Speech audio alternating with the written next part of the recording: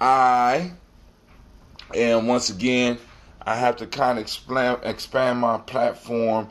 So now I'm exploring a different option for.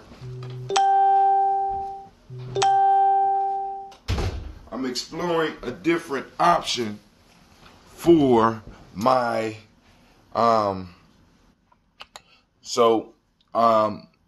gonna start utilizing my mic again and podcast through my LG tablet. I think I might need to look for a replacement because this type of LG was they're hard to find. It has an actual USB port, the not just the small but the big USB port, so that you could plug in different things into it. So I'm gonna look for some more tablets like that, and maybe I might get that instead of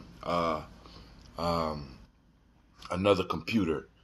But I'm running the phone lines through. I'm running the phone lines through my computer now, so hopefully that will help stabilize everything. Let's see what we running on right now. Make sure everything is balanced. And I mean, I had a lively day yesterday. I mean, between work, I was able to help because Dr. Myers was interested in starting a podcast, and it was my pleasure to go over there to the Extension Center and walk her through the process. And then also Kevin Harris was interested. And, and it's like you can know somebody for years, right? And not really know what their passion is. And I was sitting down talking to Kevin, and usually we talking about other stuff, but he got into what he was really passionate about, and that shit was incredible. You understand what I'm saying? I did not know that this man liked to cook like that. This man is a chef. Good morning, Miss Jenny G. Can I get some ambrosia? Some who? Ambrosia. Some ambrosia? Yeah. You want some ambrosia? Yeah. Take that. What's up? Oh, because of the nose. Go ahead, girl. You want the medicinal ambrosia? Come on, let me give you some medicinal ambrosia. But you get to know a man by what he loves. And when his brother started talking about cooking, family, I mean, it was incredible. I mean, the stuff and the dishes he came with. That's why I had to turn on my camera, because I was like, see, this is when I don't know if y'all ever follow my some of my posts, and I put up shots of mastery. You know what I'm saying? When you see somebody that's passionate about some shit, you know what I'm saying? And I mean, it's like, and then, they start showing you pictures. They pull out not just, I'm talking about it. No. Let me show you what I've done. You know what I'm saying? And start going through the pictures of what they do, man. That's a shot of mastery moment.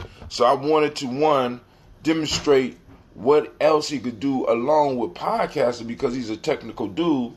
So I know he could catch on to it all. But I'm going to give you a little bit of this, and then I'm going to go downstairs. I'm going to crack this other gallon, because we're going to have to go. Y'all going to have to go. Did y'all take a bath last night? Huh? Y'all can't remember? Y'all was kicking it last night with your mama? You can't remember y'all was kicking it that hard? You know the kids be kicking it hard when they can't remember whether or not they took a bath. Alright. Your daddy ain't as strong as he used to be. Alright, we're going to have to move to another one. I'm going to try to see if you're weak. Okay, can't open it. Alright. Here. So, I did a short interview with him, and we're going to continue that because now this is real strong. Yeah. This one is real strong, but it's medicine, so you're going to be straight.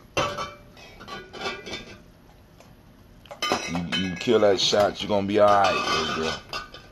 So now I'm gonna go downstairs and get some more ambrosia so that you can sip on that. So while I am doing that, family, y'all grab your glasses, y'all get your water together. Let me go on, put on the chat just in case some of y'all want to holler at me. Lines will be open.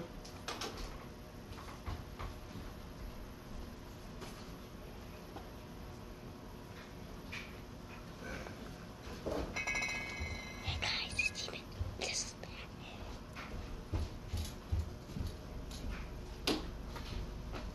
And then after that, I was invited to the smoke shop by one of the brothers to meet his cousin, and they wanted to talk about starting a business.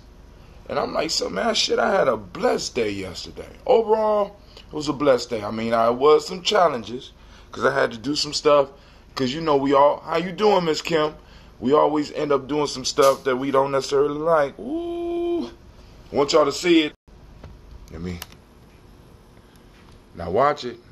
Watch it. How you doing, Miss Dion? Watch it. Y'all watch it?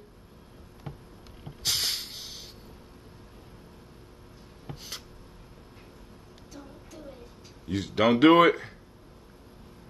Oh man, I was kicking it because I was with and then I was with a young man that I could turn over the mic to and not have to worry about nothing, man. It's like, yo. So I mean, that's what it's about. Being able to encourage and in the small ways support people with skills. So, you know, he wanted to do a show because I used to do a show called Freestyle Nia. I got it, man. I still owe 63 push-ups, so I'm gonna do those later on today. But we do a show. Used to do a show called Freestyle Nia, and I would just freestyle every Nia, right? And I would go to the hookah shop. I would sit down and I would just do a show. I mean, sometimes it would be 20 minutes. Sometimes it would be 3 hours. You know what I'm saying? But it would all be freestyle and just have a conversation. And even if nobody was there, we'll do it. I would do it. And then, like, he would be around. So he said, hey, man, why don't you come on out, do the show. I got a cigar for you. Blah, blah, blah. I said, okay, cool. I'm going to come out. So I come out. And we talk, you know, I give them some advice about the business that they're talking about going into, which is very impressive because it's going to take a lot of young man time. You know what I'm saying? I mean, it's like they really talking about doing some nation building shit. So, yeah, I was thrilled. I was thrilled. Then I'm going back to Kevin. He would pull out videos that he made of food. So it was almost like food porn. You know what I'm saying? I mean, it's like in the way he described the process that he go through. And then, I mean, and I don't even eat meat. And I was looking at the food, and I'm like, damn, dude, I didn't know you was in. Listen, I said, you know, and that sweet. He called it the sweet sticky thing, right? I don't even eat pork. I haven't ate pork in years. Now I ain't one of those that be like, pork is nasty. The old nasty, dirty, stinky pig. Listen, obviously you never had no Canadian bacon. Obviously you haven't had that thick bacon with the rind on the side. Obviously, somebody in your house could not cook some goddamn pork chops. Obviously, you did not have people in your family that knew how to clean chitlins properly. I'm just saying, I don't eat meat and I don't eat pork because I choose not to. Not because that shit wasn't good. If nobody ever said it, I'm just saying it. I choose not to. It wasn't because listen, My grandmother used to lay it down, dog. You know what I'm saying? So I'm just saying, you know. But, so I'm looking at the pulled pork sandwich.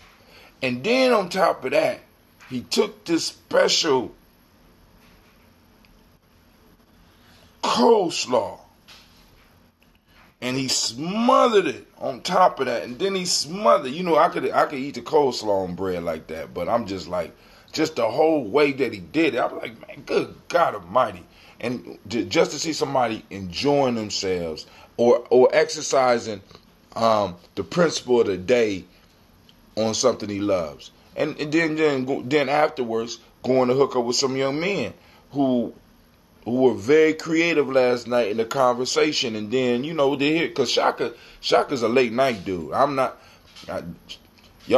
know if y'all noticed, but I just started falling off like 40 minutes into the podcast. I was like, shit, because I done about 3 of them that day, and then I had did one the night prior to that. You know what I'm saying? And then I'm like, shit. So they's talking, and I'm just going back farther and farther and farther, and then the place they chose, I don't know what's up with their heat, but they heat with space heaters. So we unplugged the space heater closest to us so that we could get the computer to run. So I'm cold, sleepy, and I'm like, family, we gotta go. But anyway, that's enough for me right now. But family, lines will be open, 614-556-4535. Hopefully, we won't have a problem with the line droppage, because I am running the Spreaker on a different device at this point in time. So, you know, hey, I mean, I got to get creative, man, because I like talk to my people. I don't like the lines dropping. You know, I sent Uber conference email just the other day. Let's see if it calmed down a little bit so that we can go and get it. Just a little.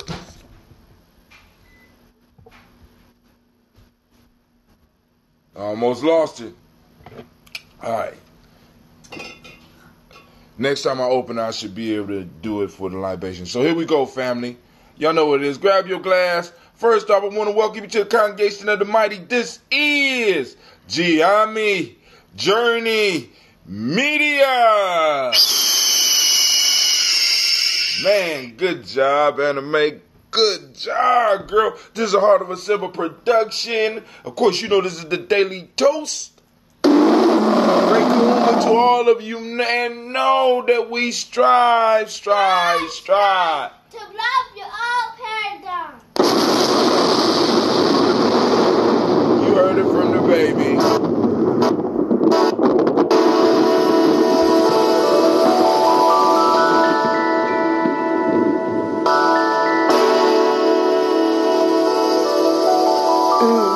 Mr. Diddy.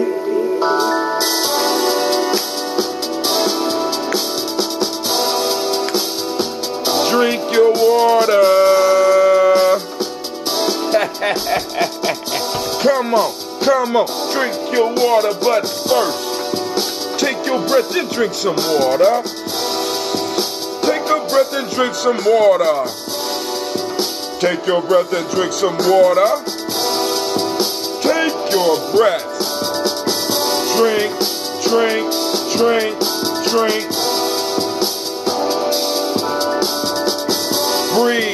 Breathe, then drink. Now, grab your glass and get some water. Get your plastic thing of water. Twist the cap off that water.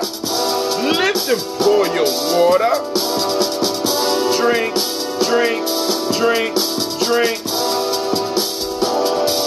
Or should I say, lift, pour, then drink, yes. Now move your body and get some water. Move your body and drink some water. Move your body and drink some water. your body. Drink, drink, drink, drink. Or should we say, move, move, then drink. Now raise your glass and toast your ancestors. Now raise your glass and toast your ancestors. Now raise your glass and toast your ancestors. Man, just raise your glass. For one man, drink, drink, drink, drink. Drink, drink, drink, drink. Now take your breath and drink some water. Lift your glass and pour some water. Move your body, drink some water. Raise and toast your ancestors. Breathe, live, move, toast. I did that wrong, or did I say it right? Let me see. Breathe, live, move, toast. Take your breath. Lift and pour. Move your body. Toast your ancestors. Break down.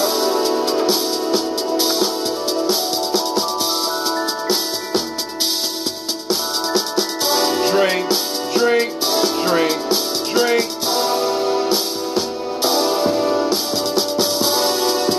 Lift your glass. Get off your ass and lift your glass. Toast your ancestors. Toast your ancestors. Toast your ancestors. Take your breath. Take your breath. Take a breath. Move. Move. Move. Let's see how much time we got. We got to finish this water. We got 50 ounces in 30 seconds. Can he do it? Can he do it? We can try, right? Let's try it. Let's try it.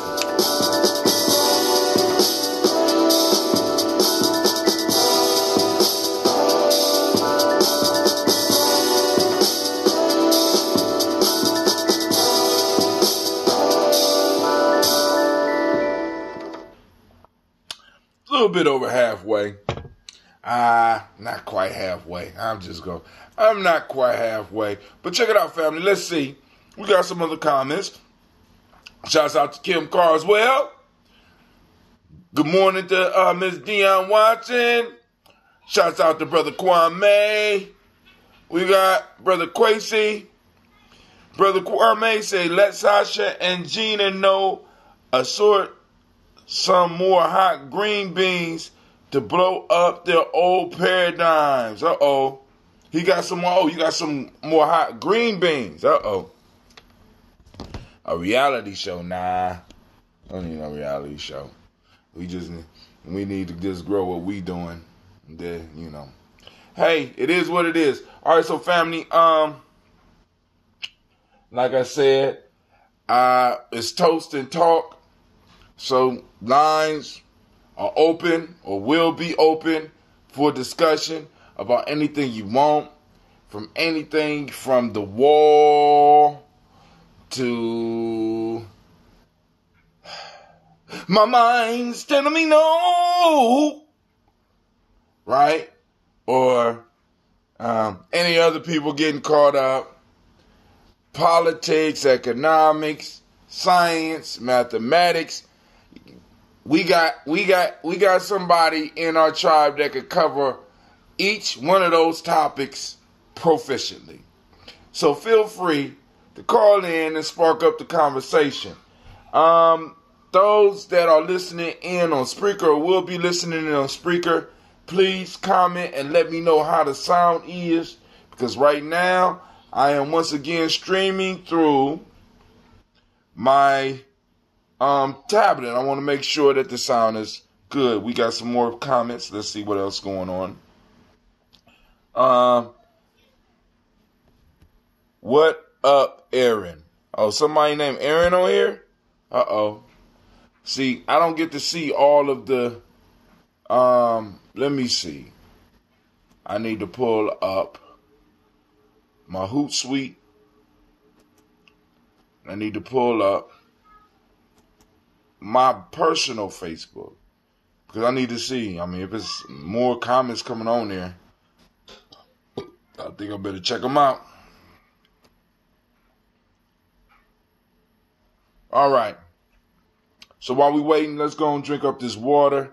Let's throw on a little bit of music. Uh-oh. You know what this means, family? Because of the way I'm doing this, we can have us a nice little beat laying up under conversations here. Let's see. Let's try that.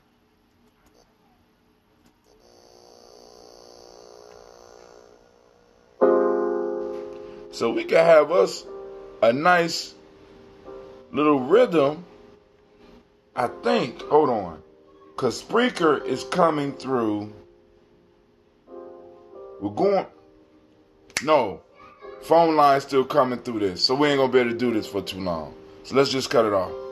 Because somebody call in, we won't be able to do that. I'm gonna figure it out. I'm gonna give me another set of speakers, and I am going to make it possible so that we will be able to have a beat up under our conversations and everything.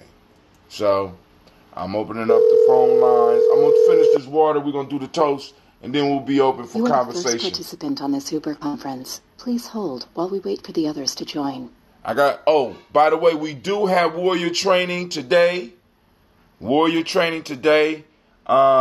know, my mom called me and it was almost like, she made it almost sound like the weatherman was making reservations for snow at 12 or some shit like that.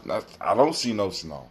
She said, they say it's coming at 12. I mean, like, snow make appointments now or something, you know? What the hell? It's making appointments. Did it call you? This call is being recorded. Did it call you in advance and let you know it was coming through? You know? What's up? What's up, Quasi? I don't know why your name don't pop up on your stuff, man. What's going on? It just know me too good, I guess. I don't even feel like I'm important no more. The computer done got used to me. Ain't that some shit? That's messed up, man. That's messed up. I'm sitting up. I walk into the place, they got, God damn, I hate that washer. I walk into, see, this is real life here, Gianni Journey, you know? Got washers that's protesting shit. But, walk into the place last night, and they got brown liquor. I just had a little light liquor. I was like,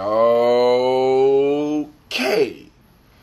Oh, how am I going to handle this? My mind's telling me no.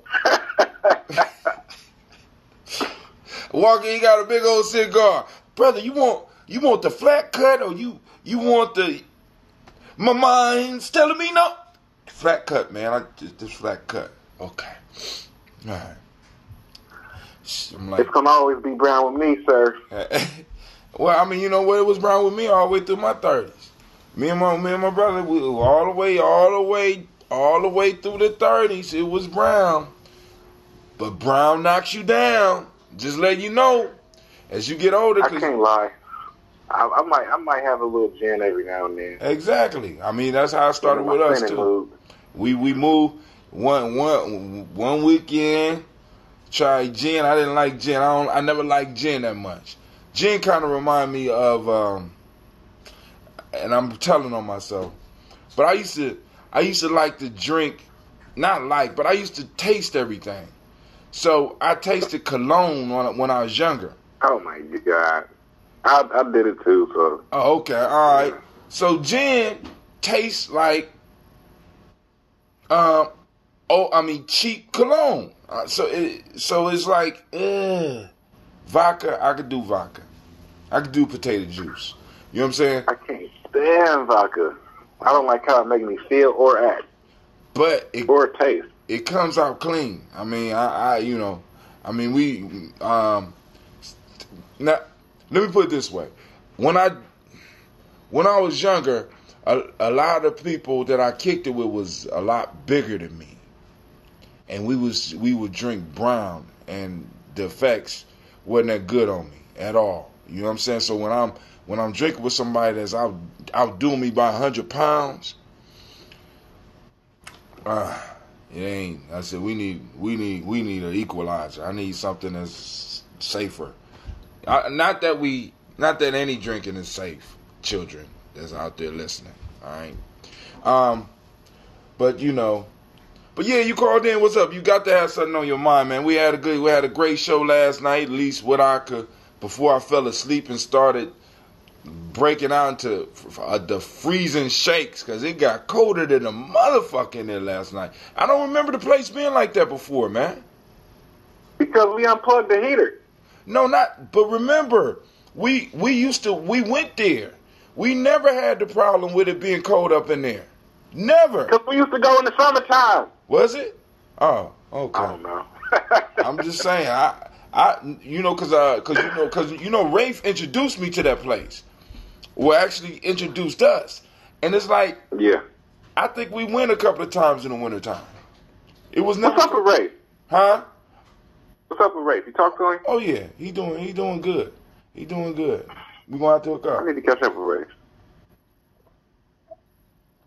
Well, anyway. So yeah, I didn't necessarily. Huh? Go ahead. Yeah, I was just looking at. I mean, I think I had done maybe one or two little Facebook Live videos and had a view or two. When I kayaked down Allen Creek this past summer, I did like maybe a less than 5-minute video, but other than that, that was the first time I went live. It was like 60-something views. I was like, okay, that's what's up. I was impressed. Thank y'all, everybody that tuned in. I appreciate you. Yeah, it's a beautiful thing. Stay tuned for more. Right. See, and it's like, so now what we have to do is figure out how to corral that audience into YouTube or even to the podcast, because Facebook is slick, dog. Facebook will not, I ain't gonna say will not, because I'm quite sure they're paying some people, but Facebook will not allow you to monetize the things, even though that's not the major priority. But it would be nice for us to be able to raise some funds doing stuff that we like doing. You understand what I'm saying? So it's like trying to build the platform to where we bring enough value to people, where we get enough views to be able to. It would be nice for us to be having that same conversation across the seas. Going to different places. Especially like being able to bring an audience to different countries in Africa. Not only are we talking about it, but we are also doing it, and we also are getting experiences that other people might be inspired to do. And it's not over yet. I think we still got time to make some stuff happen, because this do a train trip across the country with a whole crew of people and kick it. Damn, that sounds like fun. Hell yeah. Because trains, we could ride across the country for about $400. At least before the Great Pumpkin got in. We could go down to wherever there's a train in Ohio and just go west for about $400 round trip, damn near. Now, to get the better cars, the sleeping cars and stuff like that, you know what I'm saying, it'll be a little bit more expensive, and then we'd be able to plot out a trip where we could get off at different stations and tour the city.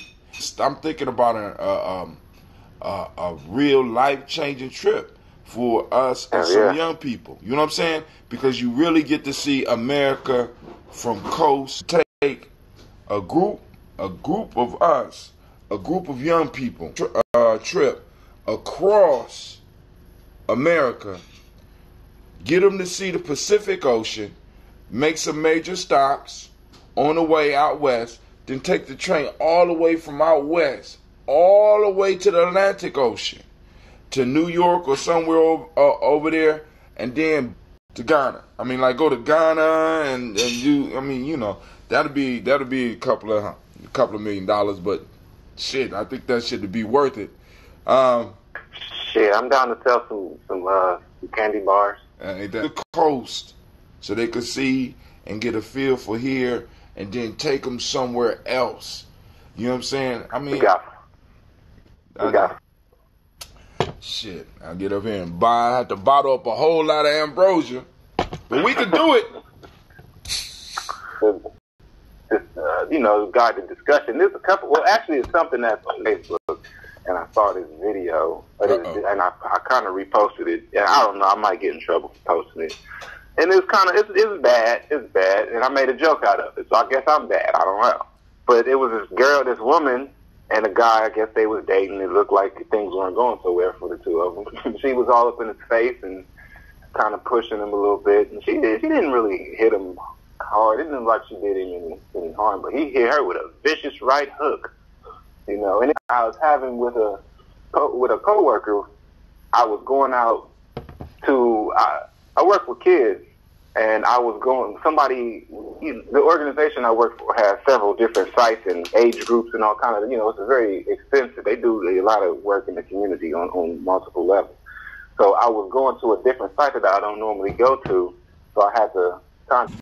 So when I reached out to her, she gave me the specific and particulars of how to get in, where to get in, when to come, all of that stuff to the school. And then she hit me with the something I wasn't ready for. She said, "What are your preferred gender pronouns?" I was like, "Holy shit, she's asking that?" So I just tried to ignore it. And then she asked me again, meditated in between. I always put my phone on airplane mode because I don't want to be disturbed while I'm meditating. And then when I came back, she was like, "I said," like she was not like that. I'm not trying to.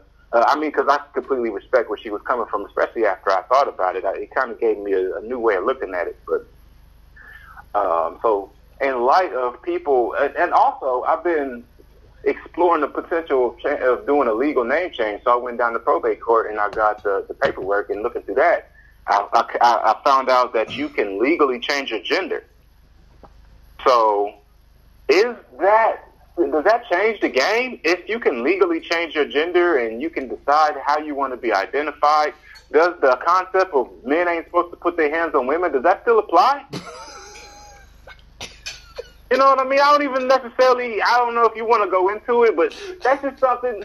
I mean, you know me, I am a peaceful person. I like to sharpen my sword and keep my sword sharpened. Ultimately, I think that's what keeps the peace, to defend my peace. But, for some other people, I would expect that. I totally, that shit totally, wait a minute. Did you just, thank you. Did you just ask me?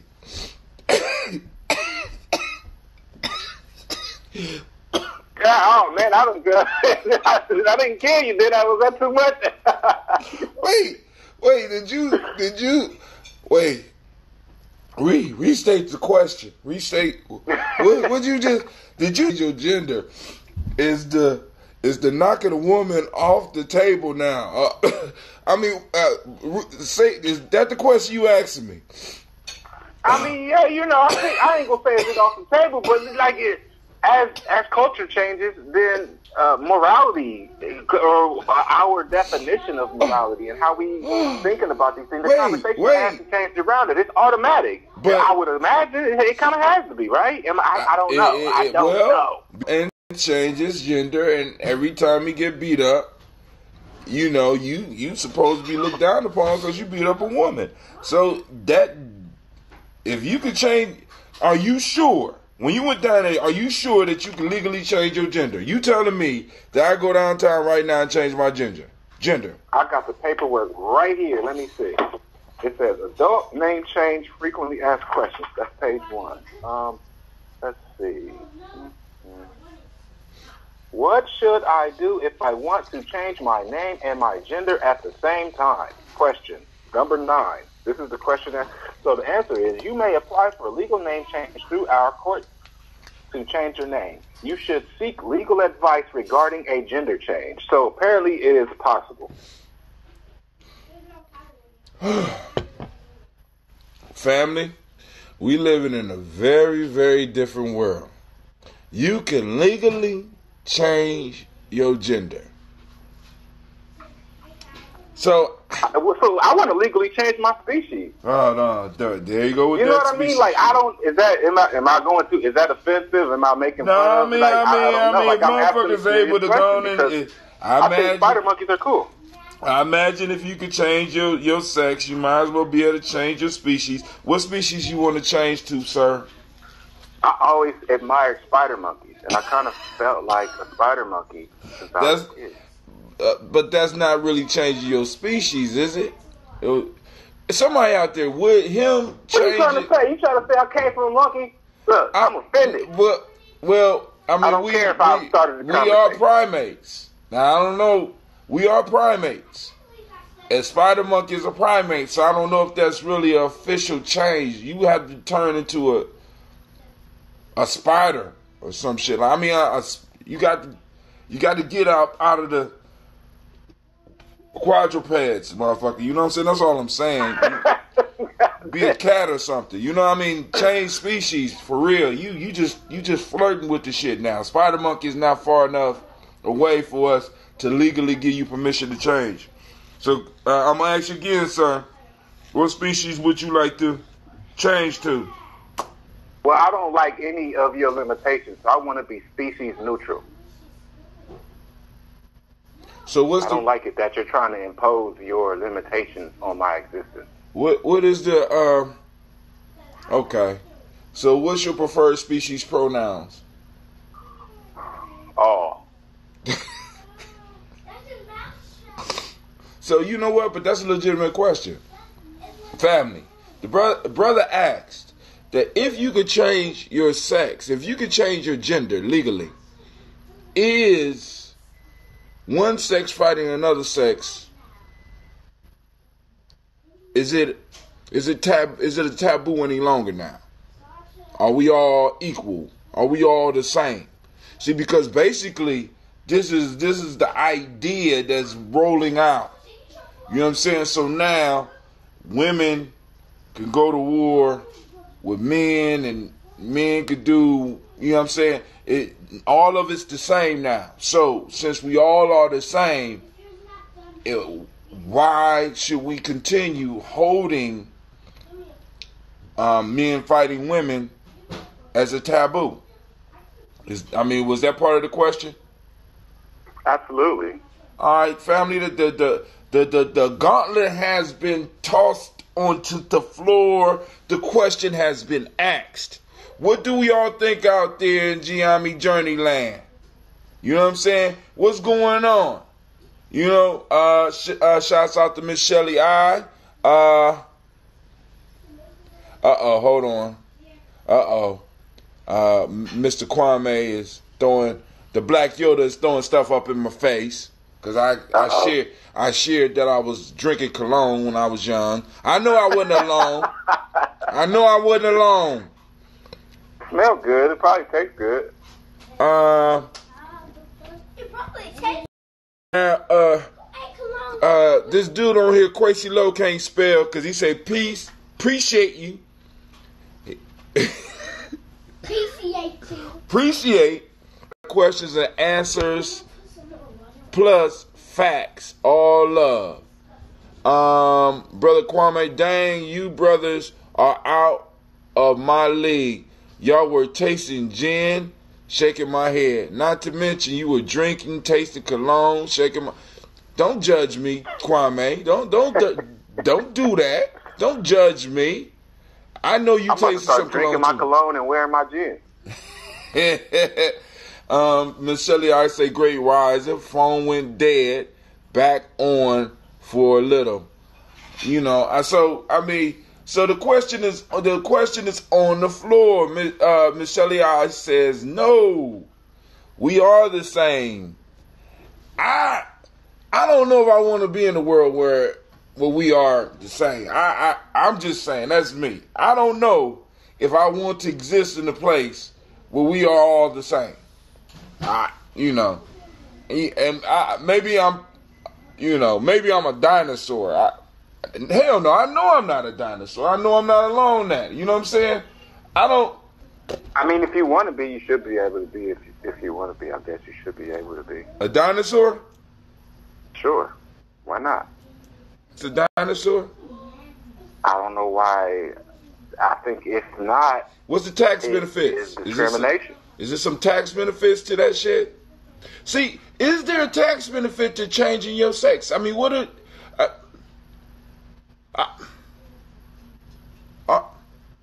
it got to, we are the same. He would have to change his blood type. Can I legally change my blood type? Can you legally change your race? Because Rachel Dolezal was trying, she wanted to be black. And we got a bunch of black people wanting to be white. So can I all of a sudden decide, see, because I want y'all to think about this. They can make it legally possible for you to go downtown and change something that's basically a fact. Because you do have male and you do have female. And males have certain things and female have certain things. And you could go down there and legally change this fact about yourself. But I don't see no motherfucking paperwork to change race, which is an illusion. I don't understand it. Because somebody say we have somebody that want to be white. Dark as me. They want to be white. Can they be legally declared white? If you could change your sex, I think they should be able to change their race. And I think if Kwesi want to be a spider monkey, he should have every right to change his species. I don't think that's changed. Kwame, is if somebody wanted to be a spider monkey, would that be officially changing species? Those are the questions out on the floor, family. You know what I'm saying? We throwing down the gauntlet. The questions have been asked. Y'all not gonna sit up here and eat ramen. Man, my sister boss. You still on the phone, Kwesi? Yeah, what do you call that thing? This is completely unrelated. What do men do before they get married? They have that little thing where the strippers come. What do you call that again? That's a bachelor party. Ignore that question. I just needed to know. He would. It is the best of times. It's the worst of times. Change from a biped Homo sapien to a Canis lupus. Is spider monkey Canis lupus? You should know that, Kwesi, if you want to change into one. Is a spider monkey a Canis lupus? From a Homo. Now you're doing this. Now I gotta be informed about the decision that I'm making. Hold up, that's doing too much. Like, if I don't like it, I could just change back. There's an application for that too. Nah, I don't. I think the changes should be one way. I don't think you should be. That's discrimination, sir. Imposing on my rights. I don't like it. Damn. Okay.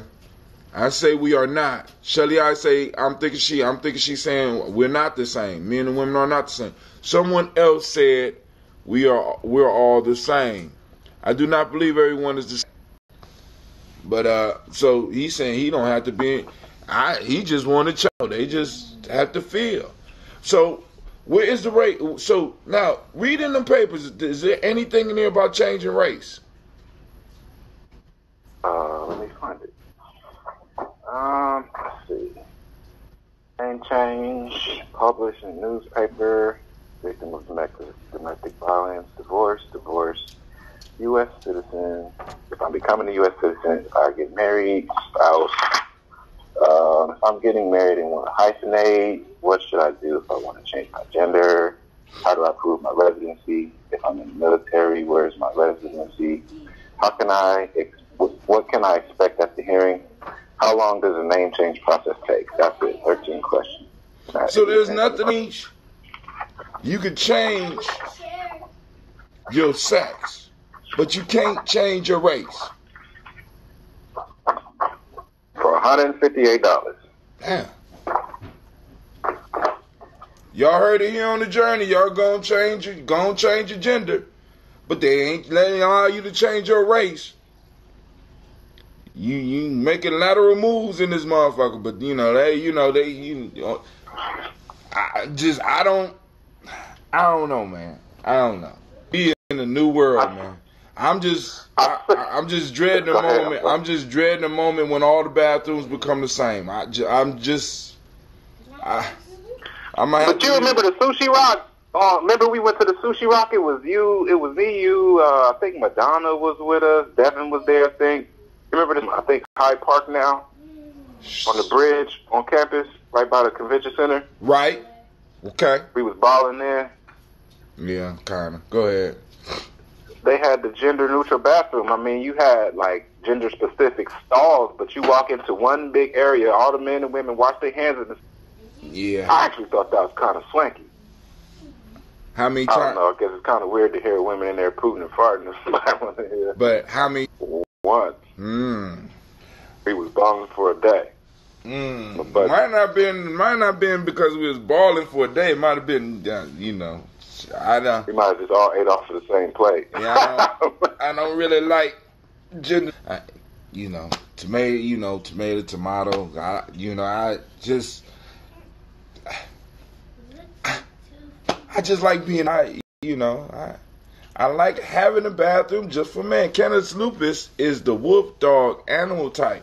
Nobody said anything about being a dog. If you wanted to change to be a dog, can you be a dog? No. I mean, legally, you might be able to do that. No. Legally, a boy could become a girl. No.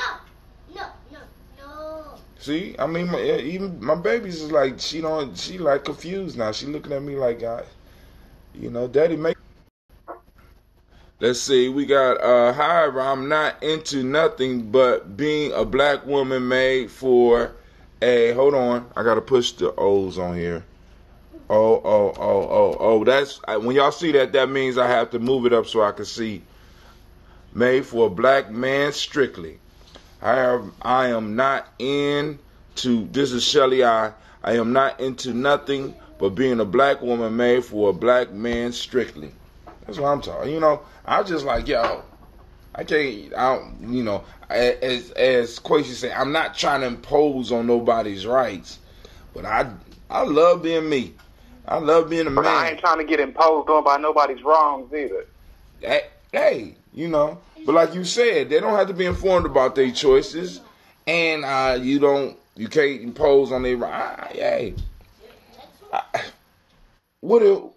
how do you battle that? You know what I'm saying? How do you, I just go off into my own little corner and do my own thing. I ain't got time for that shit. I'm not trying to convince you that your choice is wrong. Matter of fact, if you want to change yourself, I'm just wondering why nobody is raising a funk about not being able to change race. I'm just saying. Well, I mean, I was gifted with the good one, so. I'm just saying, but I mean, but just think about that, Quasi, and everybody else out there. The sex. Now, maybe somebody might need to explain the difference between the sex and gender. Oh God, we're not gonna get into that. No, because maybe I don't understand, because when I'm thinking of sex, I'm thinking of I thought they was the same thing. I thought they was interchangeable. But you saying an individual could change their gender. So is there a difference between changing your gender and changing your sex? Or are they the same thing? I think what people would say is sex is about reproductive organs, essentially. What reproductive organs you were born with, but gender is an expression of identity, and it's not necessarily tied to whatever genitalia you were born with. The minute we tasted this, we knew we had to buy more. Judges make the decision. But I think even some people think that definition is limiting. So I don't know. It's like I think the threat of all of that is just losing accuracy, and we get into kind of murky waters, and then we kind of lose sight, we lose direction, we lose up and down, we kind of get lost in a sort of gridlock of indecision, Yeah, I mean that shit is that's That's complicating something that might not need to really be complicated. Yes. So the glasses girl goes home. No. Yes. So Leah, you go home. That's the glasses girl. I knew that conversation was too.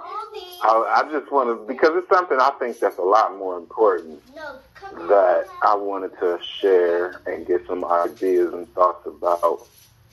And yeah, so that was just kind of a warm up as far as, I mean, I don't know if you want to continue in that route or if anybody else wants to call in and share their thoughts. I don't really want to say too much more about it.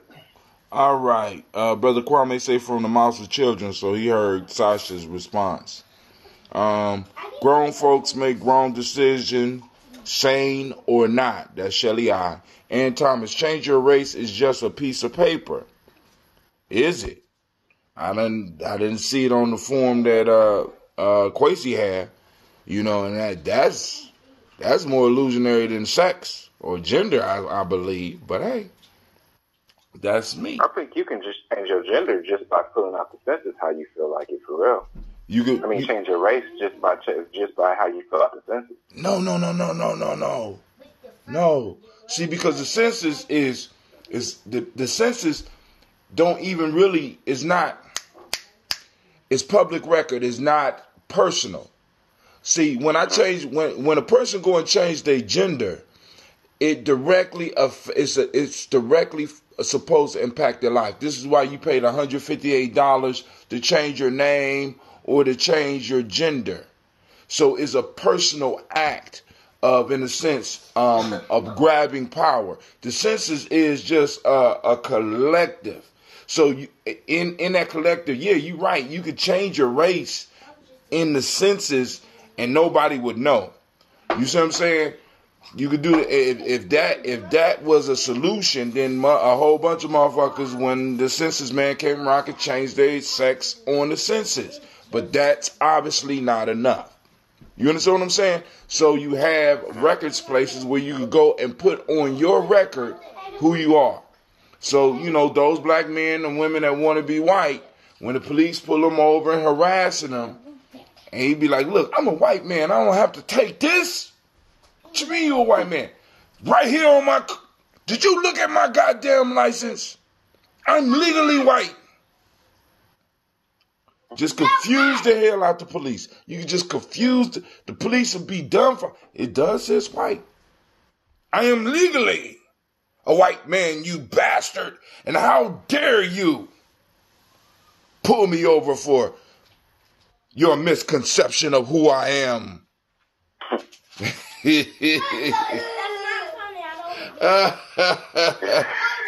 Slippery slopes. Well, hold on. I mean, but change your races. But changing your race. Listen, he said. Aaron says change your race is like saying you don't come from a woman. Hold on. Hold on. Yes, Sasha. Gina. Gina, what's up? Okay, what you just said just sounds like racist. What I just said sound like racist? Okay. All right, get used to it, young lady. Change your race is like saying you don't come from a woman. Don't agree. You know what I'm saying? And, Aaron Thomas said, and just think about it. He said change your race is like saying you don't come from a woman.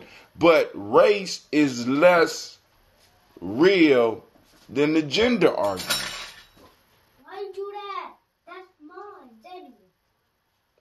Scientifically, the race issue, the race thing is less real than the actual gender piece.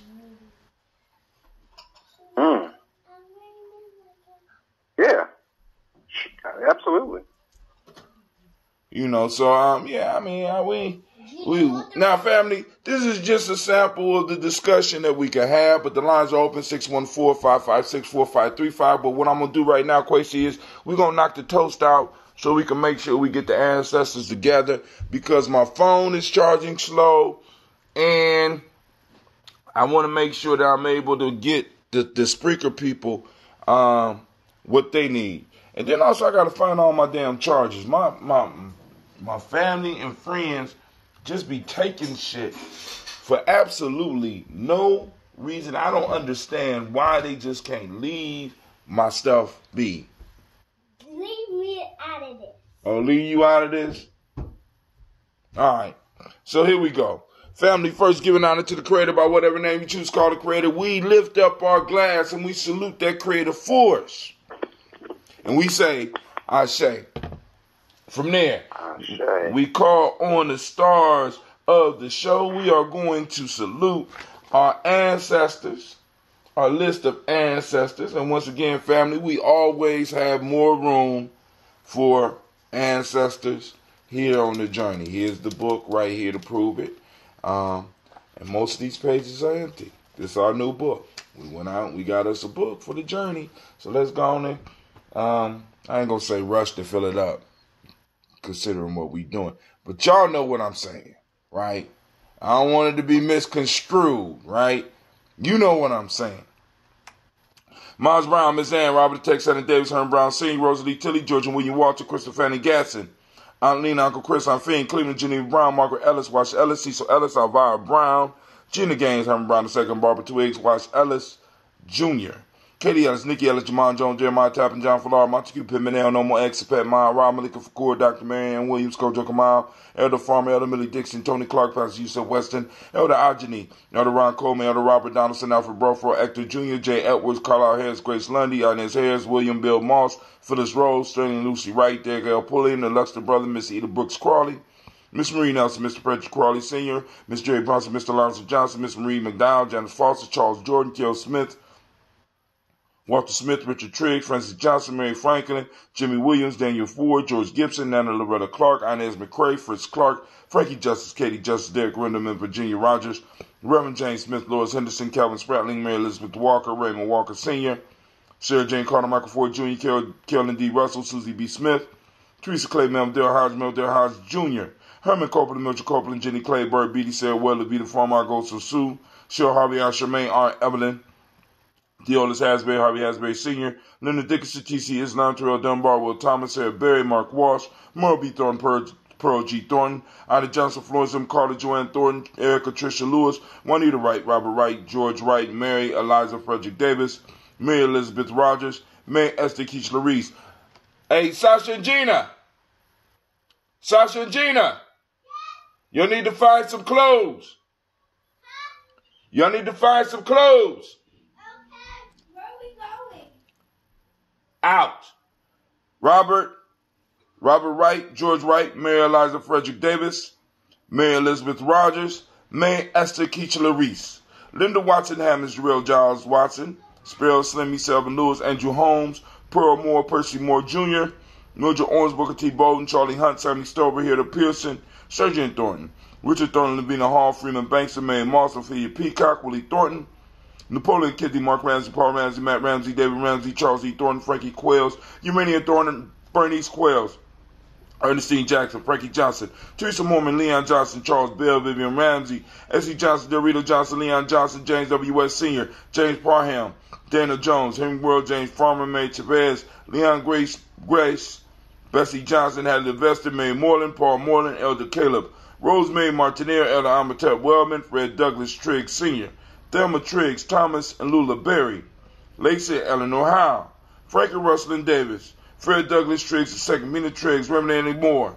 Helen Fuller, Eugene Jackson Sr., Richard Ellis, Silas Alexander, Charles Maxwell, Percy May Alexander, Arthur Reynolds, Stanley Lockhart, Ricky Lockhart, William Lockhart, Woodrow Lockhart, Brenda Porter, Deacon Hargrove, Carla Sawyer, Andrew Parker, Doris Donald, Ellis Murphy, D'Amico Russell, Delimont Aries, Gina Ruth Jones, Jana Callahan.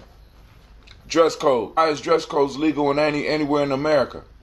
Just saying. Just a thought. I mean, maybe let's compare apples to oranges. Dress code. All right. Precise. Hold on. Black Yoda is getting busy. Hold on, y'all. He says, Cheikh Anta Diop makes the argument about how imprecise one classifies races. Okay. Ellis Murphy, D'Amico Russell, Delimont Ayers, Jean and Ruth Jones, Jana Callahan. William Walter West, Nigel Parrish, Elder Basigi Falan, Antonio Johnson, Delise Waters, DeFriedis Hines, Inez Bostic, Edna Bostic, Winifred Scantleberry, Wilson Hadley, Elba Hines, Phyllis Lee, Brozian.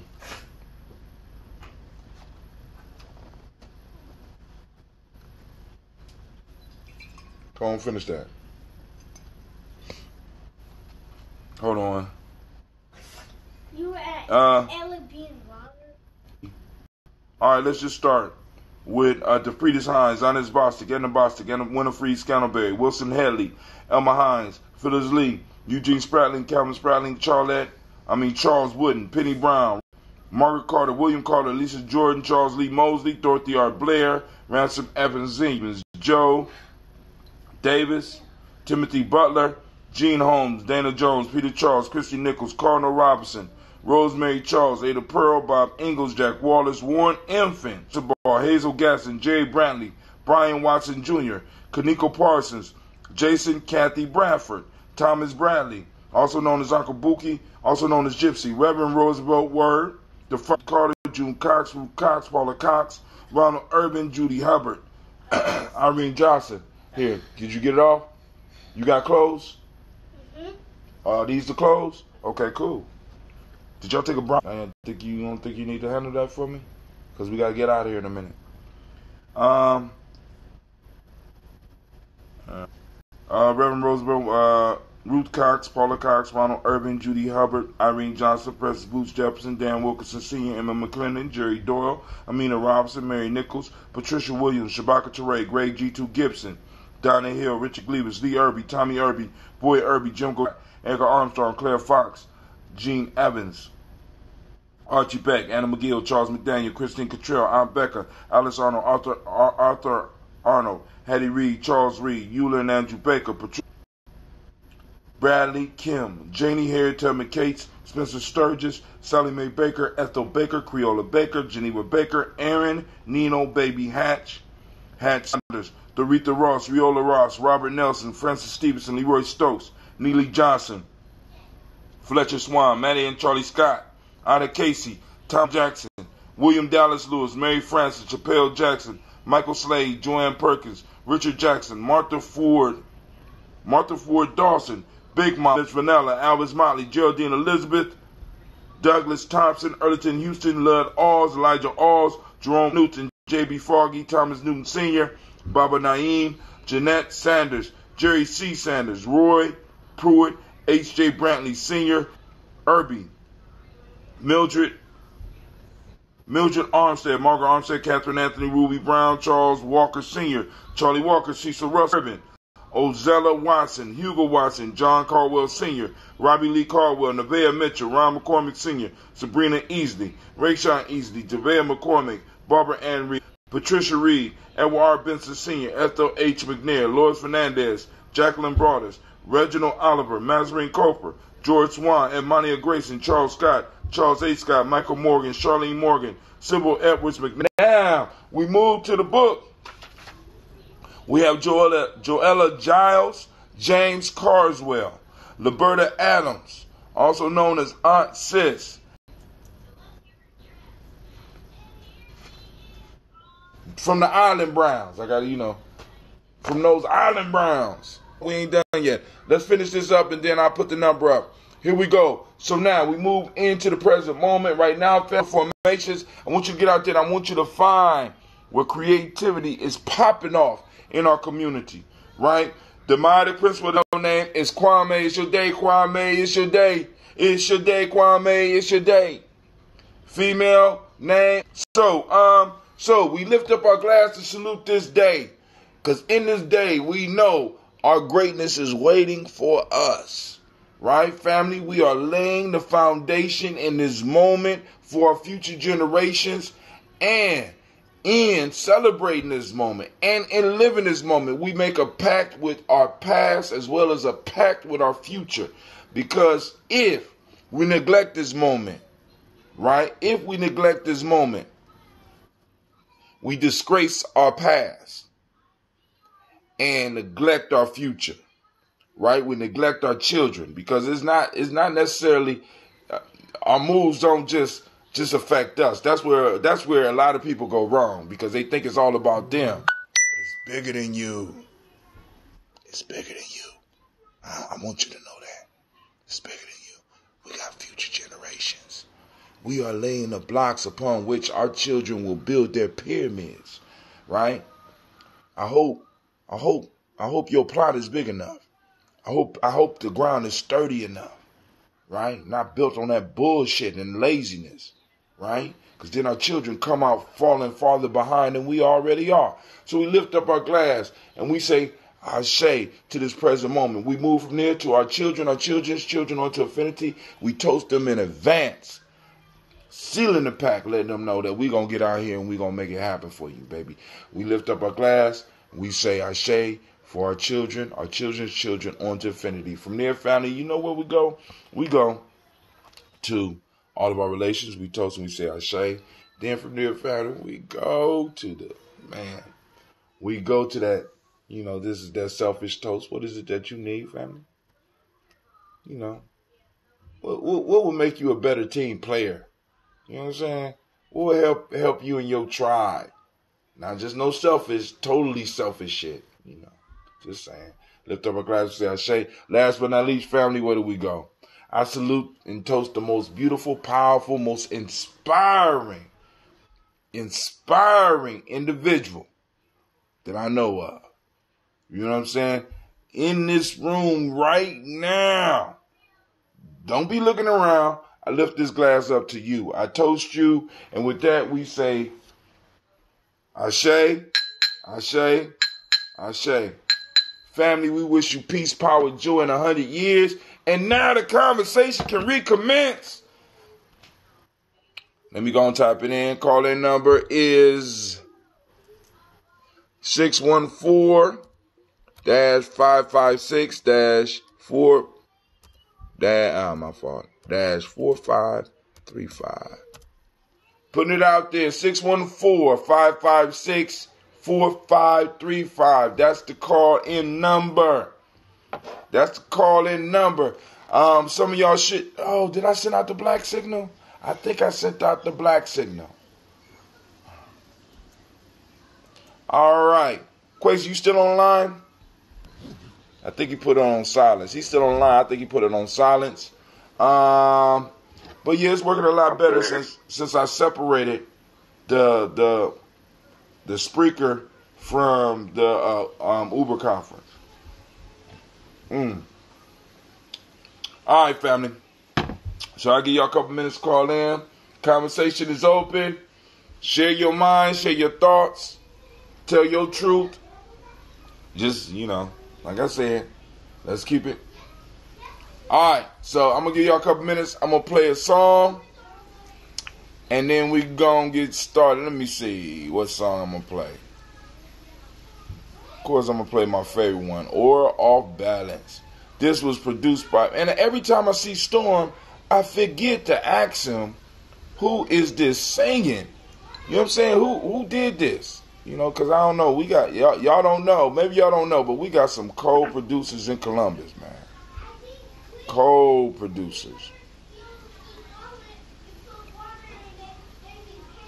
And I don't think a lot of people really know the effect on music that the Midwest has had. But here y'all go right here.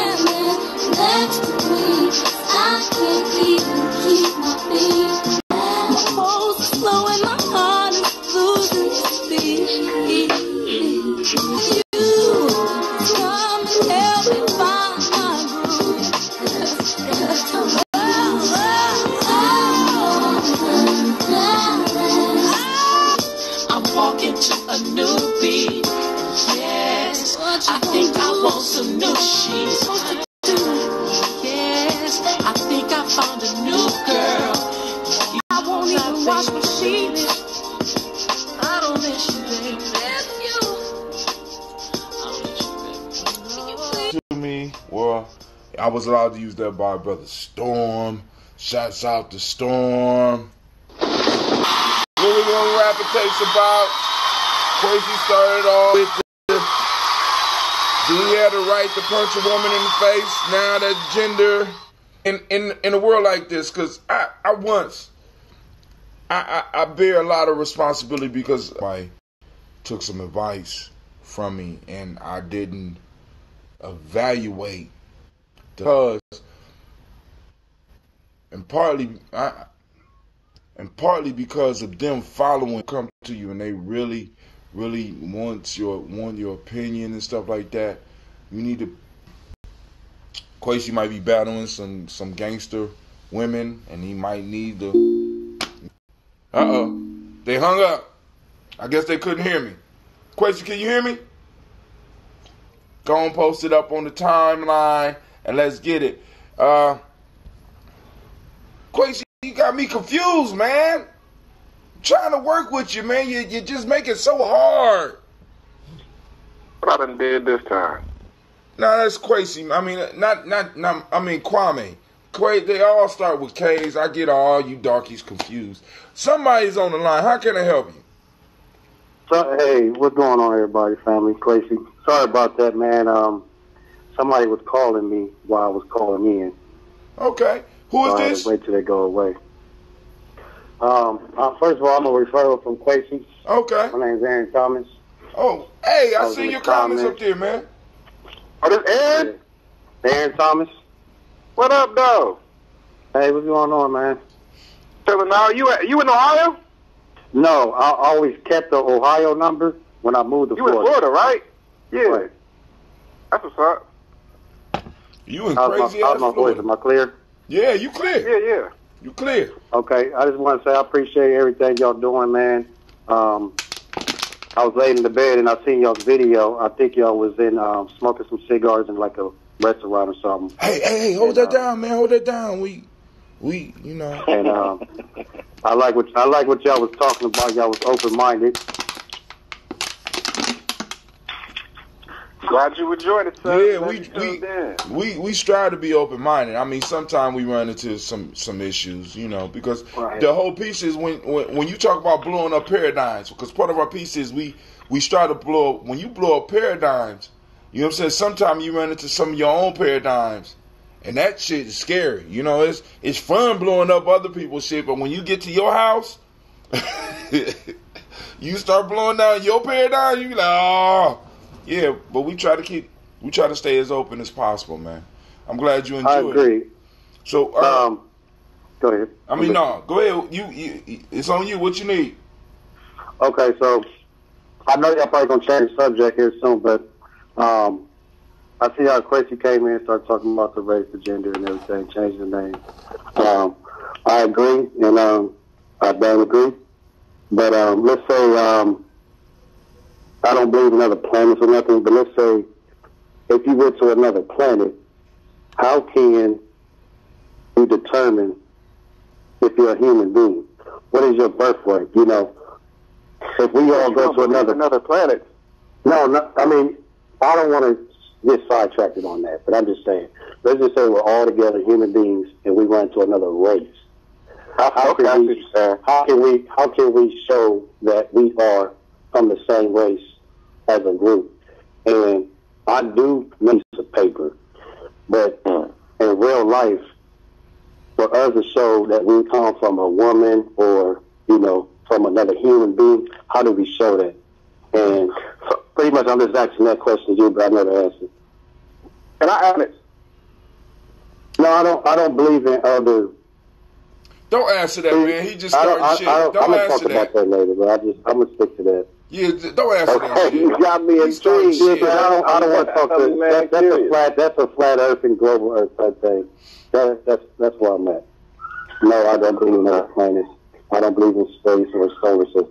No. You say you don't believe in space or the solar system? I'm flabbergasted. Okay. Yeah. There's two different types of flat Earth guys. There's a religious flat earther, and then there's just a Mother Nature flat earther. Okay. I mean, that's shit. Yeah. I mean, I'm speechless. The onus is on you, man. I don't know. I'd rather kind of go in that direction. You done took me completely away from. Okay, so I'm curious about this flat Earth theory of yours. Well, I'm gonna keep it. We all human beings are going to one of y'all's planets, and you know we all eat the same food. We all breathe. You know, oxygen and stuff like that. But what tells us apart from the other race? You know, let's say this piece of paper that we're trying to pay, like what'd you say, like almost close to $200. What I'm saying is that if I lift my shirt up, we all have a belly button. That's what separates us from any type of race if we go to another planet that y'all believe in, or whoever. Because the belly button is what fed us and gave us life and oxygen and knowledge to breathe. You know, that's what separates us from the womb and the mother. But I got a question for you. When we walk around for a piece of paper and just want to change because we're bored or change our race or our name, but when we all come together and we go see another race that we believe in, what's going to separate us from that race? So that's the question. But check this out, though. Say that question one more time. No, he said what's going to separate us from the other race. So if we believe in a solar system, right? If we want to go explore like Christopher Colombo, and we all find another race, maybe similar to us, but a little taller or bigger, smaller, what is going to separate us from them? Because here on this planet, we all have a belly button, meaning that we came from a woman that gave us, you know, oxygen and fed us through it. But when we go to see another race, how are we going to know we're different from them, even though we might look alike? Go ahead. I don't really have I don't know how to approach that. That's the thing. So y'all was talking about paper and gender and sex and the spider monkey. That's pretty neat. I think it's sweet. You know, you can change all that stuff. But all it is documentation papers. You know, at the end of the day, we all got a belly button. We all have the same, we all have blood. We all have iron in it. We might be different colors on the outside. You know, but if we all go to a different, you know, type of human beings on another planet, we all know we all got in common as a belly button. We might all look different and different colors and this and that, but we got iron in our blood, we got belly button. We all the same on that end. Nah, but so when it comes to this documentation, piece of paper, and paying for stuff, it ain't nothing but being fancy, being bored. Now I got. Well, I'm looking it up now, and apparently all mammals have belly buttons. Right, all mammals. Of course, because they gestate inside their mothers. So yeah, it's I'm not a human thing; it's a mammal thing.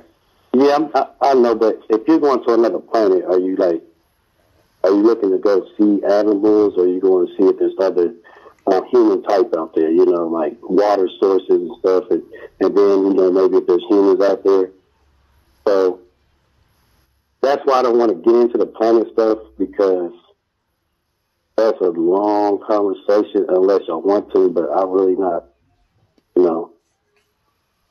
But just to let you know, yeah, there's global. Well, you're coming from a perspective that sounds very nuanced, and it sounds like it's based on a lot of thought exploration that you done had in that particular area. So, in a sense, it's almost kind of like you might have to explain it somewhat, just so but not to really are kind of on the level playing field. Hold on, It sounds like you've been smoking some good shit now. Hey, hello? Check one, check two. Hey, drop me again. It's cool, it's cool.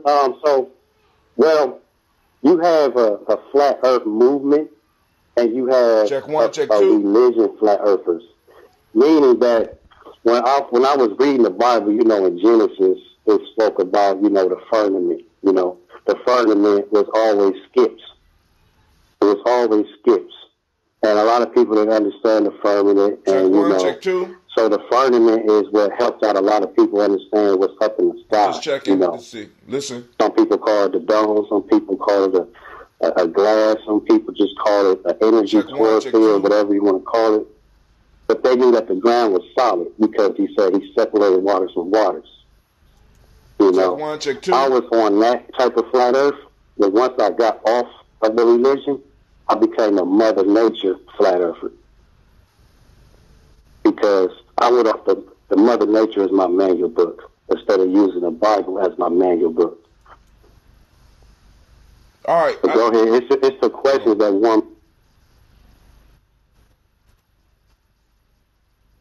No. God damn it. How's it going? Uber conference, damn you. All right, Quasi and Aaron, call back in. You are the first. I was trying to reset my shit because it pushed me off. While we wait for the others to join. Check one, check two. We can't hear from your microphone. Kind of shit is this? It's that bullshit.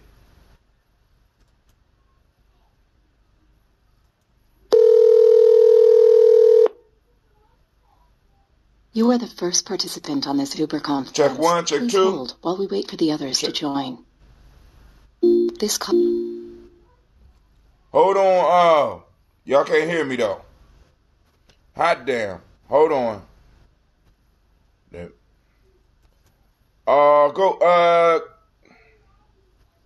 Hello? Can you hear me?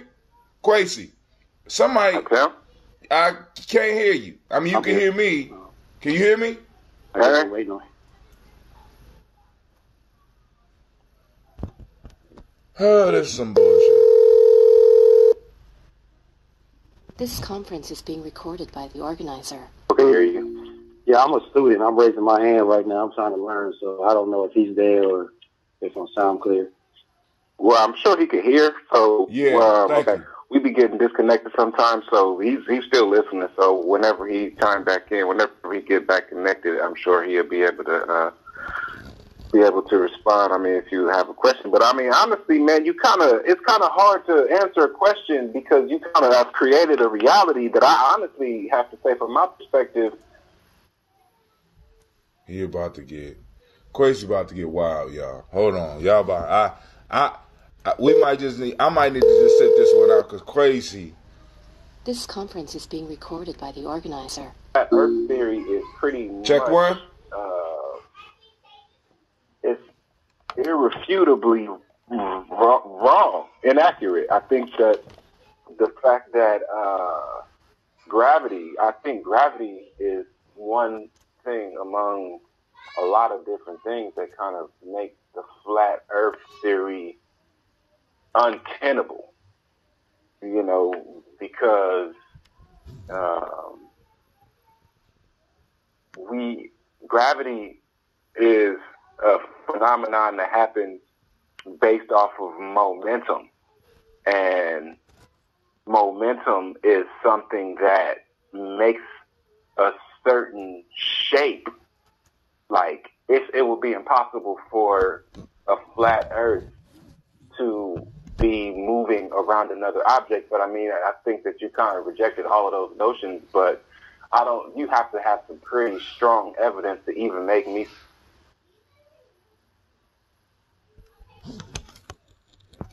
My phone. This is so fucked up. All right, they're having an excellent conversation. I can't even get in it. This conference is being recorded by the organizer. I mean, I'm going to make the conference call available. Anything that could begin to make me want to even check one, check two. As a potential reality, you know? Check one, check two. Yeah. Check one. I just hope the panel is still open. I can go in on it. Well, cool. I'm going to make this more funner and interesting instead of making it more boring because check one. I thought it was funny when a dude came up to me at work and was like, hey, look at these, look at this, look at that, you know. And I'm like, man, you don't crack or something, you know. I try to debunk him every time. Like, and check then one, as much as I try to debunk it, the more I start realizing, you know, wow, it is interesting. But the thing is, why should I take my time looking to a flat earth? What where's it gonna get me? Then I realized the flat Earth movement and the flat Earth community is open-minded people, meaning that they are on a quest. They have questions and questions.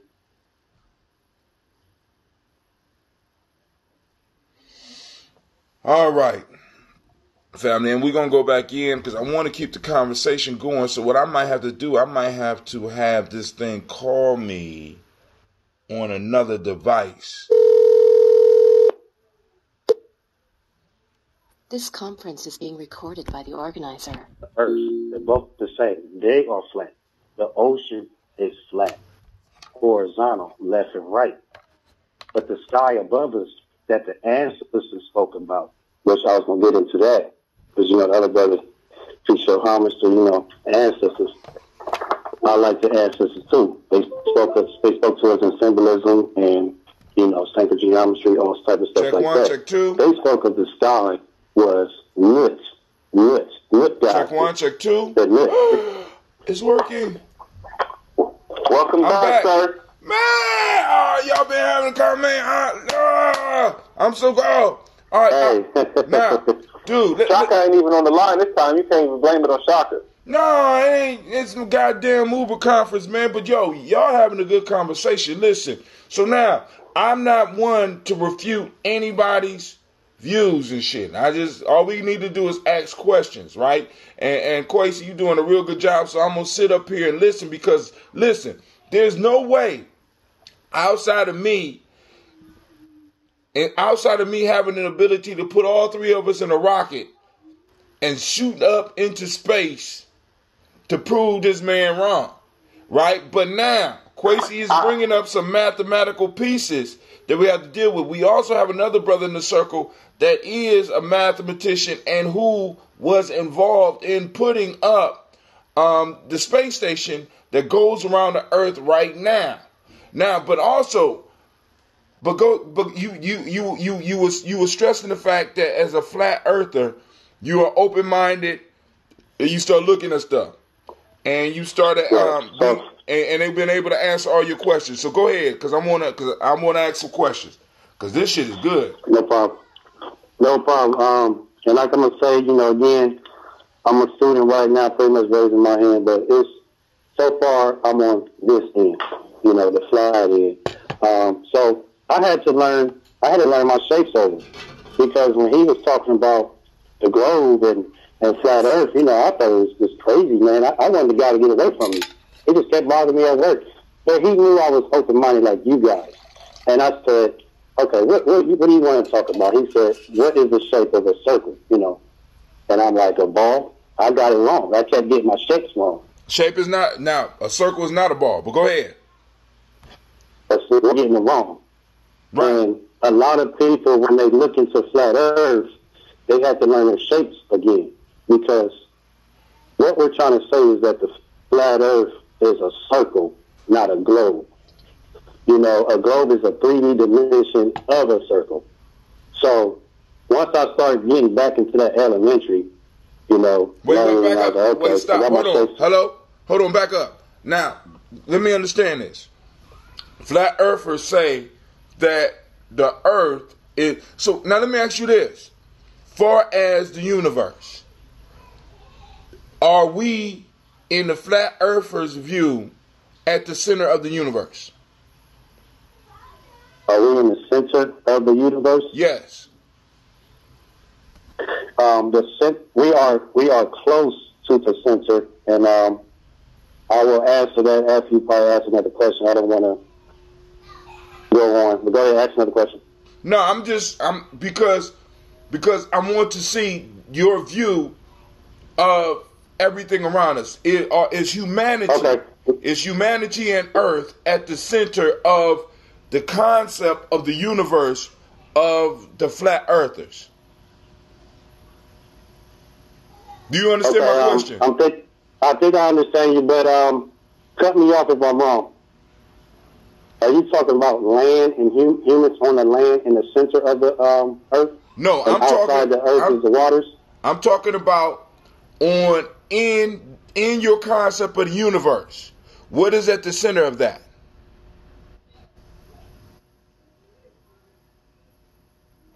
regardless of regardless of whether you believe in space or anything, what is at the center of the universe? The black hole. The black hole. The black hole. Before we move forward, I just want to remind you, Aaron. Yesterday might have been. We've been doing this thing for a real long time, and one of the things that we stress is that steel sharpens steel. So we mentally spar around here.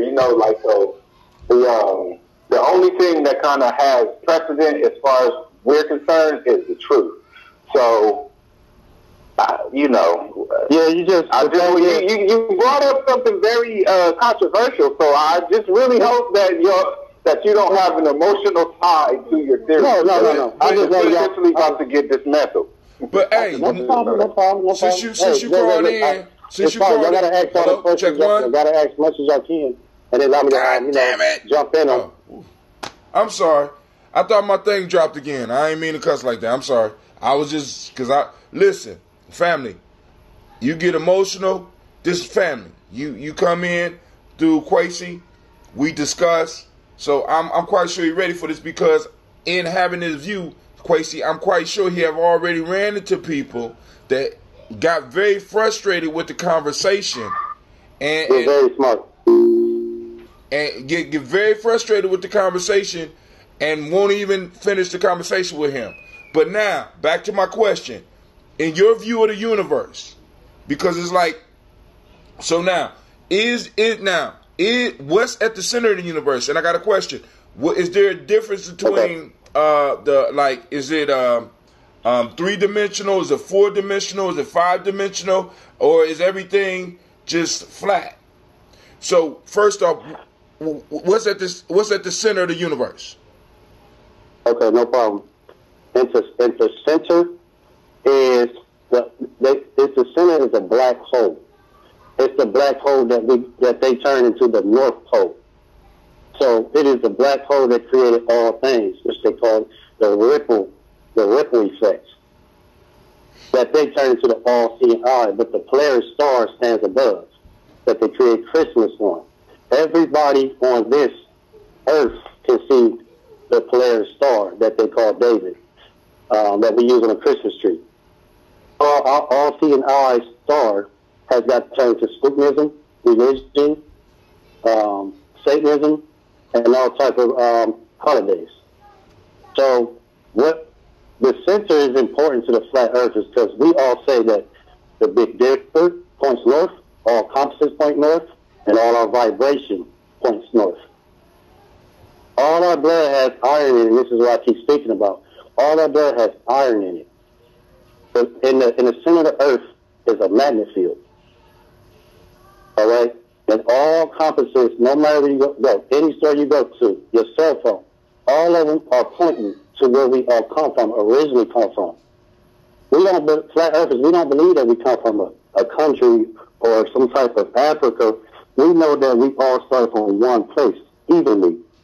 The North Pole that we call the black hole, where they created Santa Claus, and he goes across the sky talking about ho, ho, ho.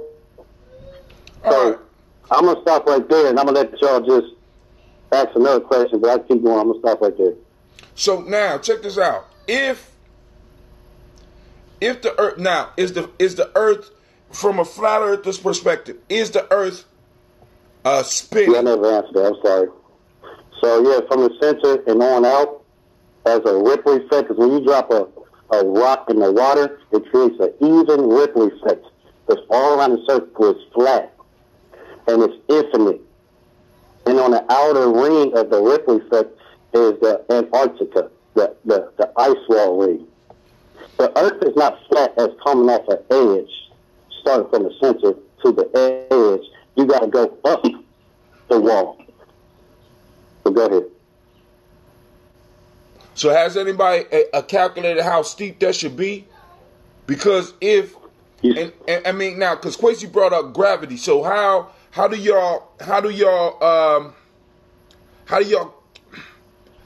include gravity into this? Because we do know that this thing do exist. That if I jump up, I don't keep flying. It's something that pulls me back down. So how do y'all deal with the aspect of the effect of gravity, because if it's flat, the farther I get towards the edge, in a sense, the steeper it should get, I think, right? Say them. You said the farther you get to the edge, what happens? The farther I get towards the edge, the farther away from the center, the steeper it should get. Yep. Oh, okay, no. Okay, cool. That's what I'm starting to learn. You know, I'm getting smarter. Oh, my fault. Wait, I take that back. I understand what you're saying. Not the steeper, but the more powerful the gravitational pull should be, I think. Maybe I'm saying it wrong. Okay. But Kwame on the line, too. I totally understood. Yep. Okay, see, on a global, your gravity is in the core, okay? And it's all about, you know, in the 3D, you know, whatever they want to say, it's in the core. But on a flat earth, it's in the center. And I'm gonna answer that question, but I have to, like, kind of, you know, make my way to it. On gravity, on a globe, gravity is in the center of a globe. We don't have no gravity pull on a flat earth. We all about mass and weight and density and buoyancy. All right. We know that we have mosquitoes effing us up at nighttime, just tearing us up. And gravity's not pulling these mosquitoes down or butterflies or balloons. There's different type of balloons, but I won't get in that. So we be laughing at the gravity theory. Like, gravity must be picky. It must be choosy. Like, it's just going to pull certain people down, and it's going to pull, you know, it ain't going to pull these mosquitoes down. Like, it's kind of like choosy. No, what is your understanding of the equation of gravity? Well, I just don't get into gravity because we don't do gravity. I mean, because that is the best thing that globalists like to use is gravity, because gravity is what makes. I'm gonna get into. Hold on a second. It's just. No, I want to get quick to your point that you were making about mosquitoes. Okay. You were using gravity to make your point about mosquitoes, and I'm asking you, what is your understanding of the equation of gravity? Because if you don't understand the equation of gravity, then it's clear why you don't understand why mosquitoes wouldn't be pulled to the ground. Okay. Well, I'm gonna say I'm not afraid to say, you know, when it comes to all the math and science and all that gravity, because I don't get into all that. I don't, because gravity is a belief. Wait, when I hold on, bro. Let me ask you this, because now. No, bro, you tripping. Wait, hold on. I got it. We got it. Hold on. No, it ain't about getting to a plan. Wait, hold on. You need to really think about what you're saying before you kind of come into. I know. He's straight. It's fine. Crazy, he's straight. Hello, Crazy, he's straight. Listen, bro. Bro, listen. Is it Aaron? Let me say this. Because when you extract, because I'm with you on the science bullshit, right? Because science is another form of myth, which requires belief. Even the equation that Kwame is talking about is based on belief. A theory is an idea that was proven by multiple tests, right? Which is basically a bunch of people believing in it. I hear you in the power of belief. Let me clarify that for you real quick.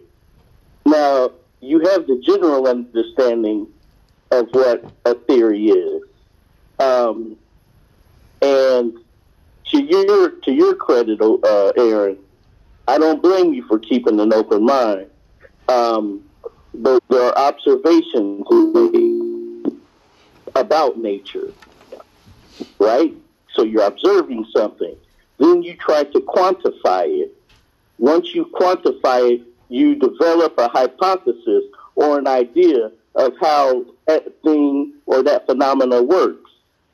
Then, after multiple tests, independently of each other, if they're validated, then it can become a theory.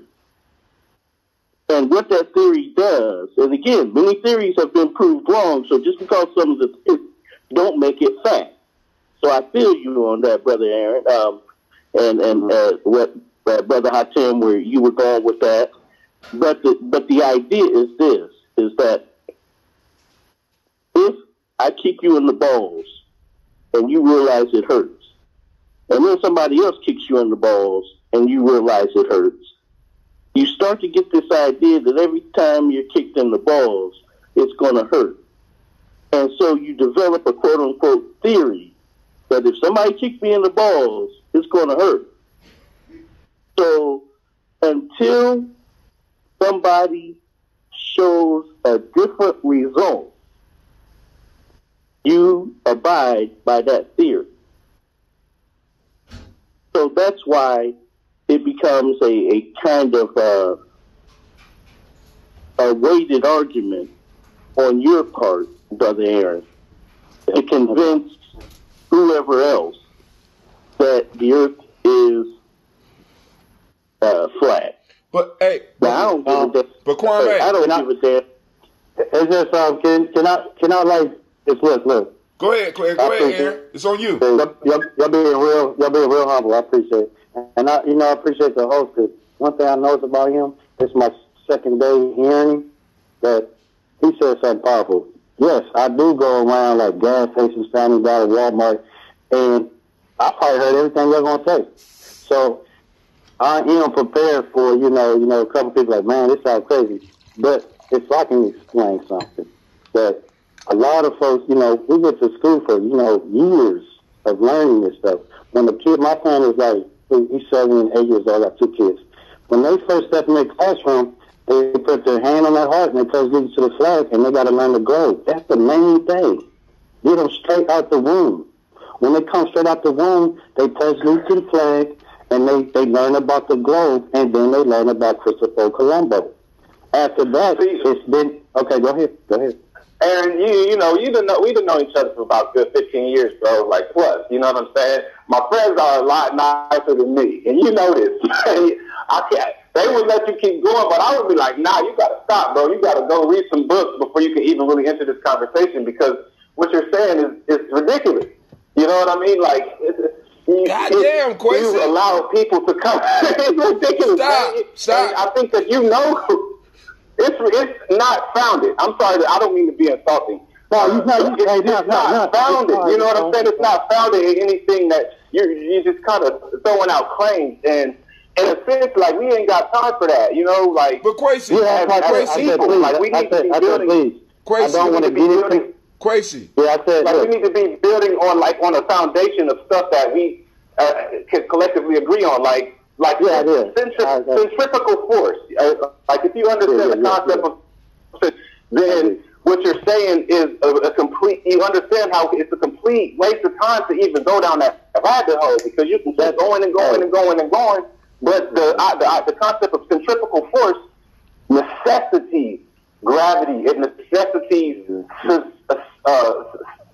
spherical objects revolving around each other in a continuous pattern, down to from the macro to the micro. When we look out and when we look in, everything is a spherical object rotating around another based on the concept of centrifugal force. So unless you can debunk that, then everything else that you're saying is just you're just saying words and just kind of making words soup. And ultimately, honestly, kind of confusing people. I think if there is some relevance in that, then you need to go and really flush it out and just kind of put, let me say real quick, one more thing. I want you to have facts for you, and I'm saying that, and I'm saying that as a friend, because other people are hearing it and they're like, maybe have considered it, and so what we want to do is share information. So if you're not kind of coming from a place where what you're saying is validatable, then what are you putting out there? You know what I mean? Yeah, I told you when I first came in, I thought it was crazy as hell, like, get away from me. I mean, if y'all didn't get hung on the tree or something, like, you're not coming to fact, but I had to be the man time, because I've been indoctrinated for like 20-some years in school and learning this stuff, and I was a rocket ship worshiper. I can't say it. I used to like have the posters on the wall, play with the toys. I get it. But the thing is, what it did for me, it just allowed me to be open-minded and ask more questions instead of saying, okay, a guy in the suit, he got the answers. But when I went to the Flat Earth community, what it does for me is that it allowed me to think now. It freed me from a lot of things. I don't want to talk about Flat Earth. I'm just saying it helped me listen to people like y'all. Aaron. To people like y'all that's open-minded. Aaron. Go ahead. Aaron. We got an unknown caller on here. I wanted to get that caller on, but then I want to discuss with you what's going on right now, because then it'll make it, I think this might help you a little bit, because it's unfair, because like I said, I mentioned a friend who in a sense worked with NASA who works with this type of stuff, that put one of these space stations up that's still up today. You know what I'm saying? So he's kind of in here too. So I didn't really want to get into the Flat Earth. It's just I had something more interesting else to talk about it would benefit our children, you know. But I don't mind. But what I want to do is because one, we can help each other. Now, because like I said, Quasi is a sword bearer. You grew up with this nigga. You already know how he coming, so you ready for that shit, right? But there's an unknown caller. Unknown caller, do you have something you want to say? We have another caller on the line. Hi, Tim. This is Kim from Ouagadougou. We got the international correspondent of Gianni Journey on the phone. Go ahead. Yeah, I've been listening to you guys off and on. I have been kind of busy today, so I was listening off and on. The conversation is really good. I missed the last part because I was on my way home and I don't have a data plan. But yeah, I was just hi, how you guys doing? Your conversation is good. How you doing?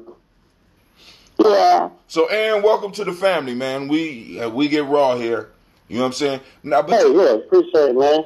Now, but check this out, Aaron. Oh, guys, can I say something? Yes, ma'am. Go ahead. I know this is off topic, but I thought it was funny. I was actually in front of my school when I was listening to you guys earlier, and I took a picture and I posted it in the group. So you guys, I want you to see that on your Facebook group. I thought it was really interesting. I don't normally take pictures of random people because I think it's a little bit rude to be taking pictures, but I did take pictures of this particular woman, and then I bought something from her. So I didn't just take pictures of her. I also gave her some money. So you paid her for the picture?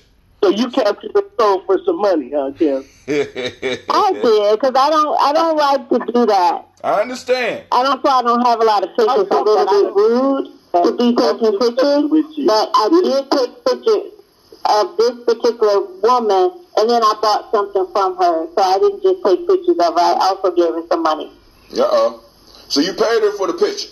So you captured the soul for some money, huh, Tim? I did, because I don't... I'm sorry. I'm trying to see the picture and some other stuff. But Aaron, let me say this to you, bro. Now, because what's going on, right? Because Quasi coming at you with facts. Kwame coming at you with theories. And what I want you to understand is that you are involved in a system of belief. Do you understand? Do you understand the difference between a system of belief and a system that is based on actual fact? Yes, I agree. Because my issue is... I do understand both of them. Now, because this is the issue. When you bring a system of belief and you expose it to people who exist on fact, it makes it hard. So it's almost like you have to have a circle of individuals that believe like you so that y'all can actually, y'all could go outside and do stuff. But because we did, brother. I did with my kids, and they was learning about the horizon and stuff, going over the horizon. And we bought a scope, and we were zooming in on the boat and at the bottom of the boat and where the legs is at. And we was learning about the vantage point. And what it is, though, when we're staying on the beach, because I live in Florida, we're looking out and we're seeing the people on the boat, but they're drifting away. And what they learn in school is that they're drifting. So I say, here, take your scope. They're not drifting away. Look, you can still see them. But the thing is, your eye just, it points when it gets farther. We just can't see that far. So wait, that hold is on, the one thing that man is stupid. Go ahead. So you saying because there's a limit to your sight that proves that there is no horizon. Yeah, your sight spreads out, and then the farther it goes, it points in. So it looks like it's going. But hold on. Let me say this to you, Aaron. This is what geometry is good at, right? Aaron, you need to get the proof for that. Human sight dissolves at a certain point. See, because like Quasi will come at your ass and be like, look, that shit didn't just disappear. That shit went down over the horizon. And he'll come at you with some, you need to get the scientific proof for that. Or you're just throwing out a belief. Like when somebody say Jesus rose for you, I can let them be like, you ain't got no motherfucking proof for that.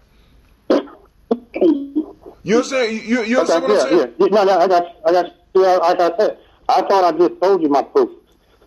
We bought a scope. Okay? No, what I'm saying is, I bought my kids a scope, so you know. What I'm saying is, it's like, for example, when Kwame was asking you about the whole gravity piece and understanding the theory of gravity, he has this whole theory that he could work that people have tested over and over again. Can you cite some tests where individuals with a telescope will be able to see? And that's the thing. What's the test?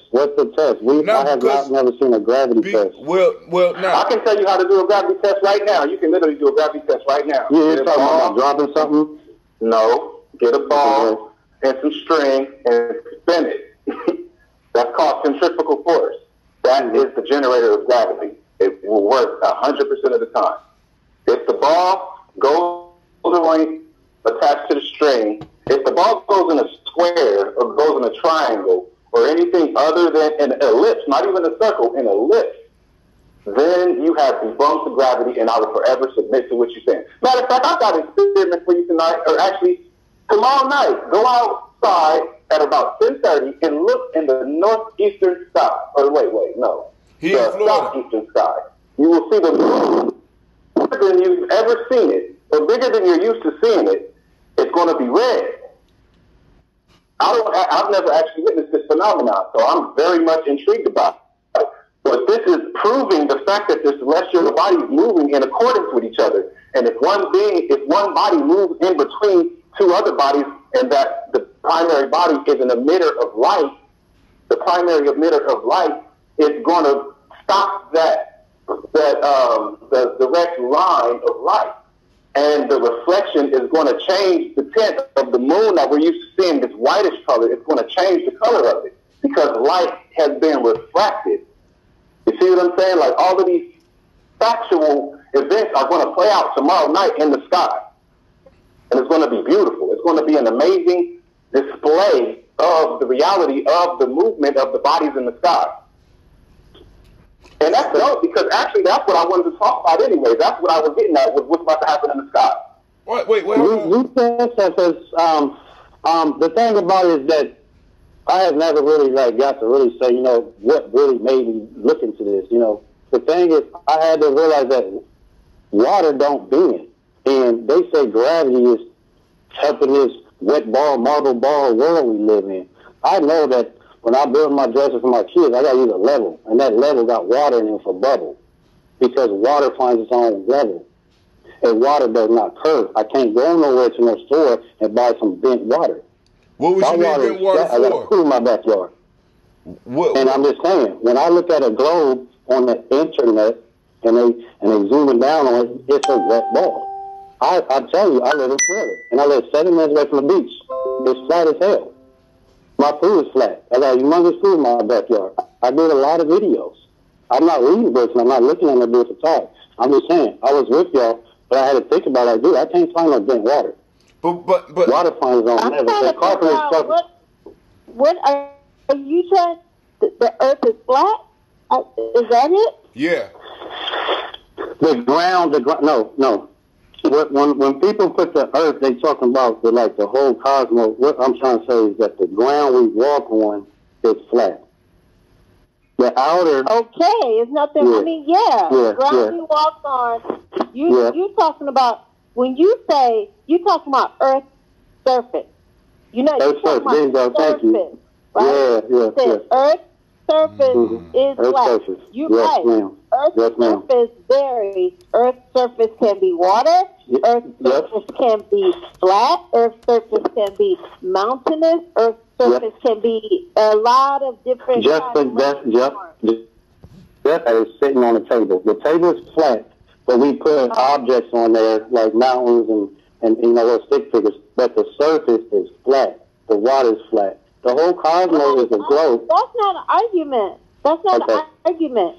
Okay. I don't think that's an argument. I didn't hear everything you said, but for you to say, the globe is how it's shaped because you've already said that. So maybe you were talking about the surface. My sister, what they teach my kids that I have at their homework is what they teach me is that the Earth is a globe plus the land is global shape. It's a curvature.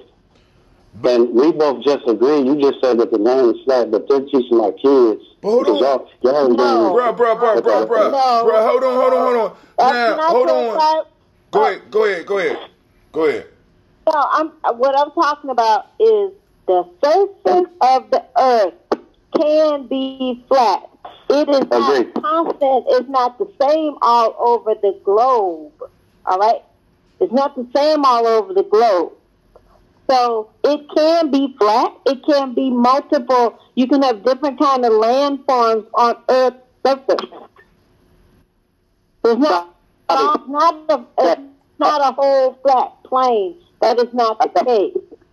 Yeah, I'm not saying evenly flat, like flesh flat. I'm just saying plane, like the Bible speaks plane.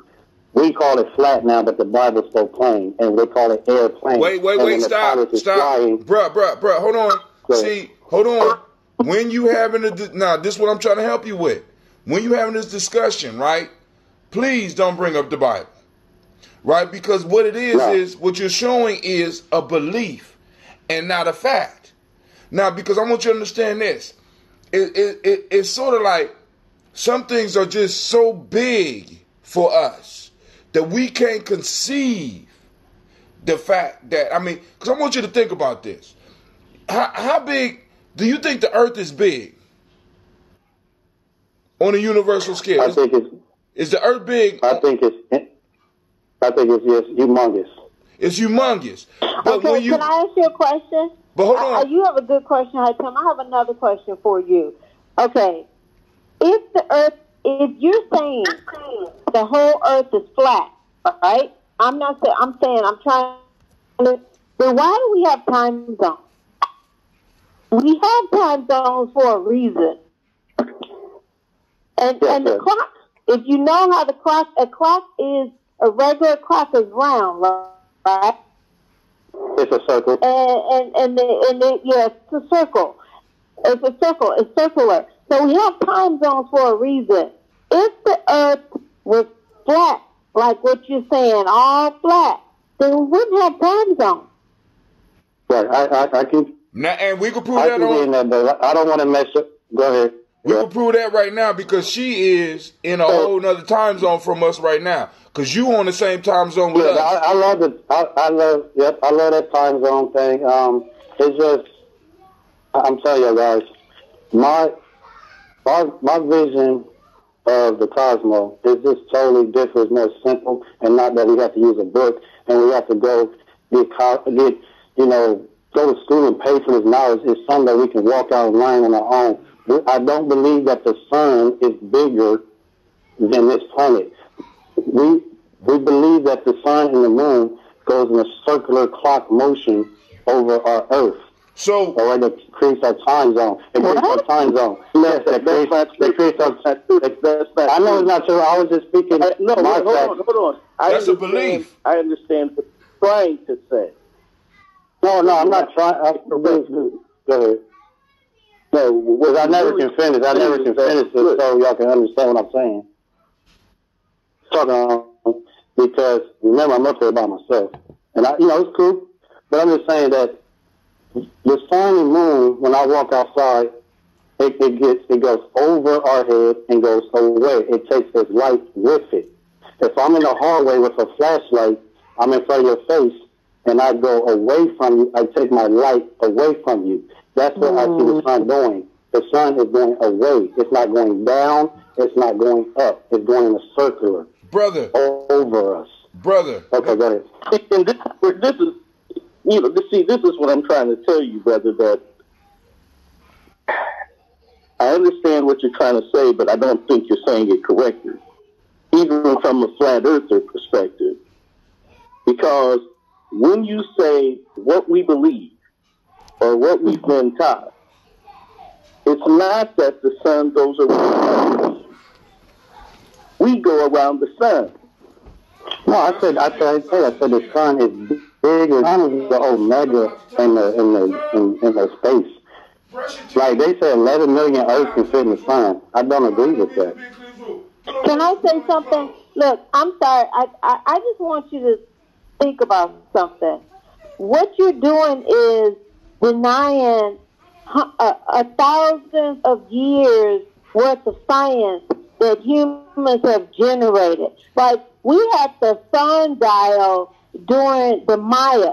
Humans have known about this stuff for a long time. But we didn't have satellites. We didn't have telescopes. We didn't have the real empirical evidence of it. This stuff has been generated over thousands of years.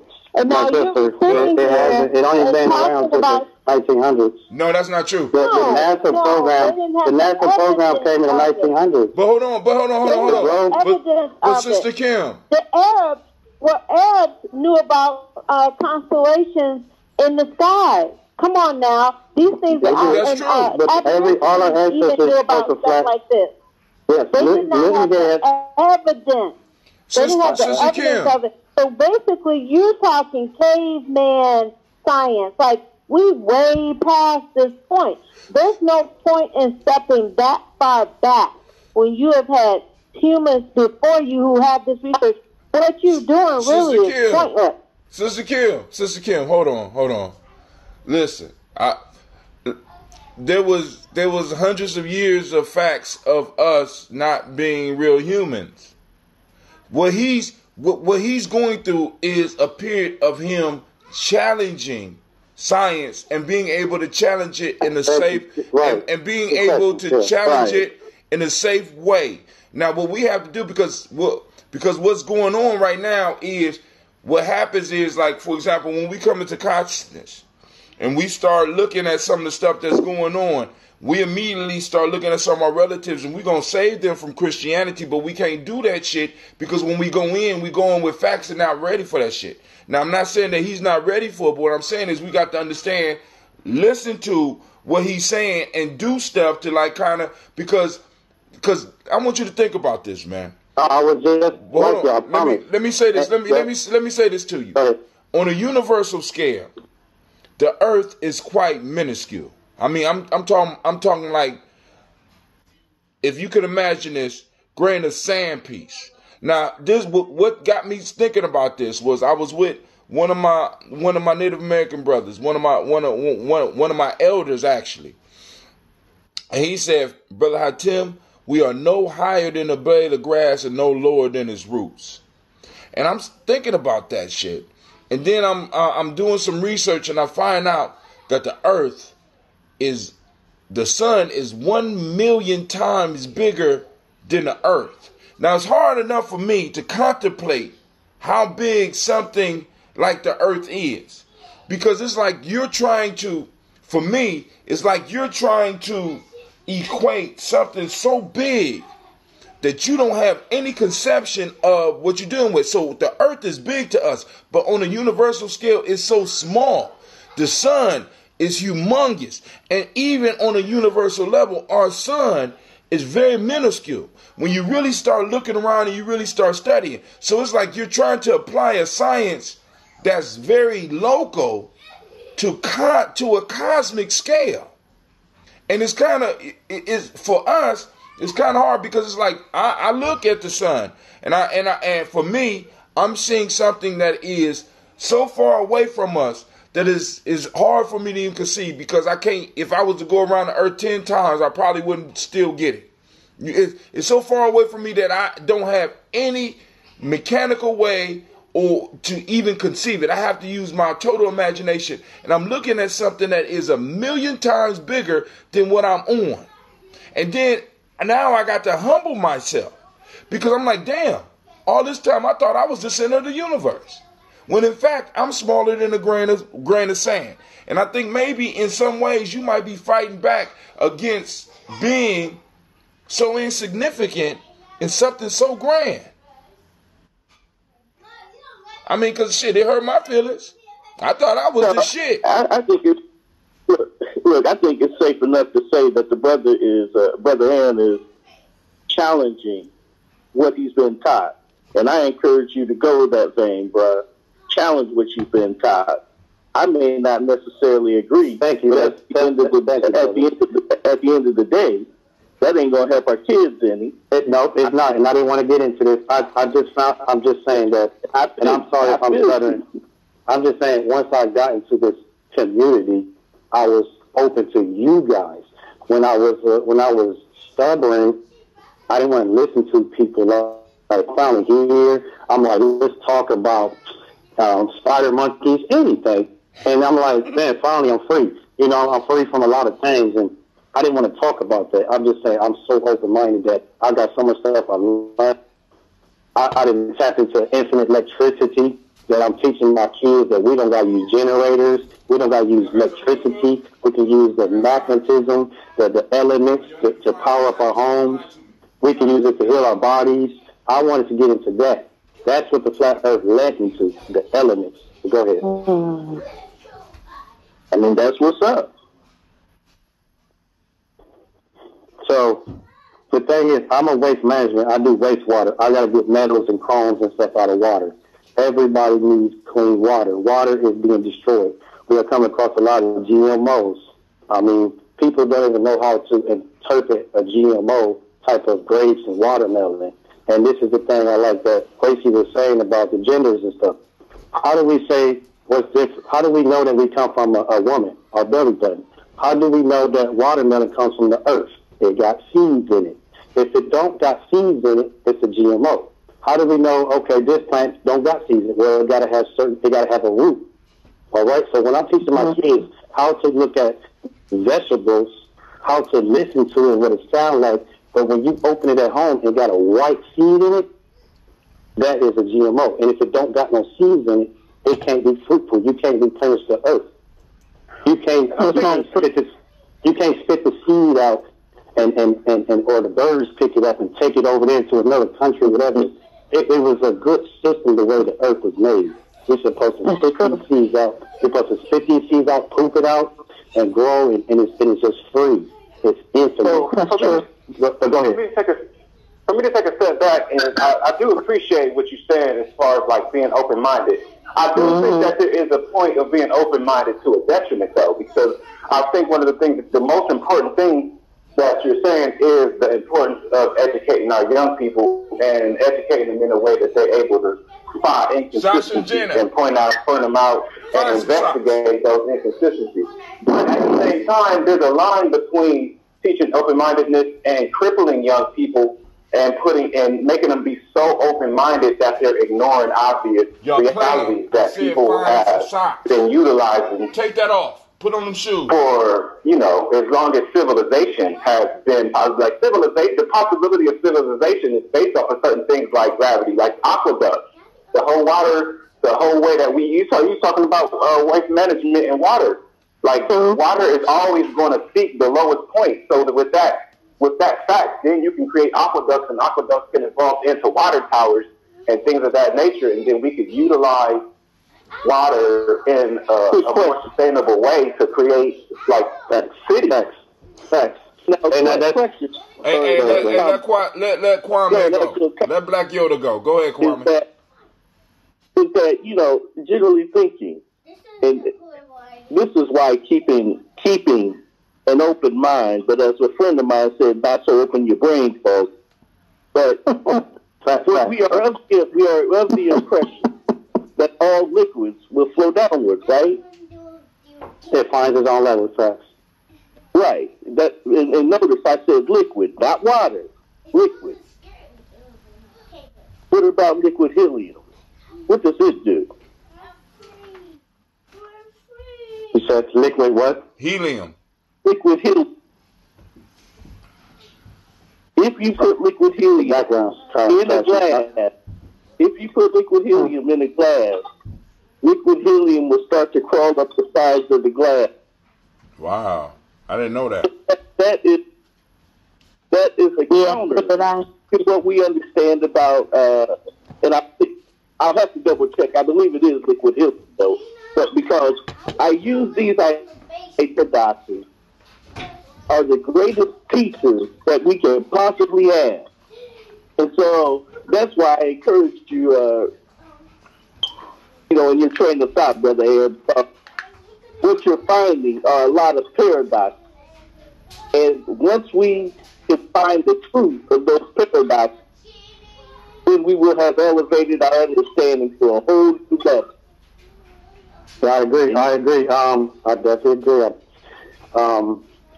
And that's what I'm saying. Don't feel bad, brother, because I whoop Hakim's ass with paradoxes too. Man, The background kind of shaky a little bit. Sounds some.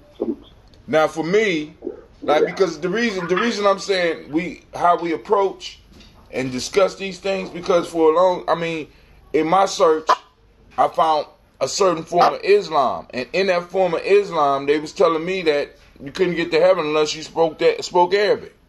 And that shit didn't make sense. But according to all the information they was giving me, that shit made perfect sense.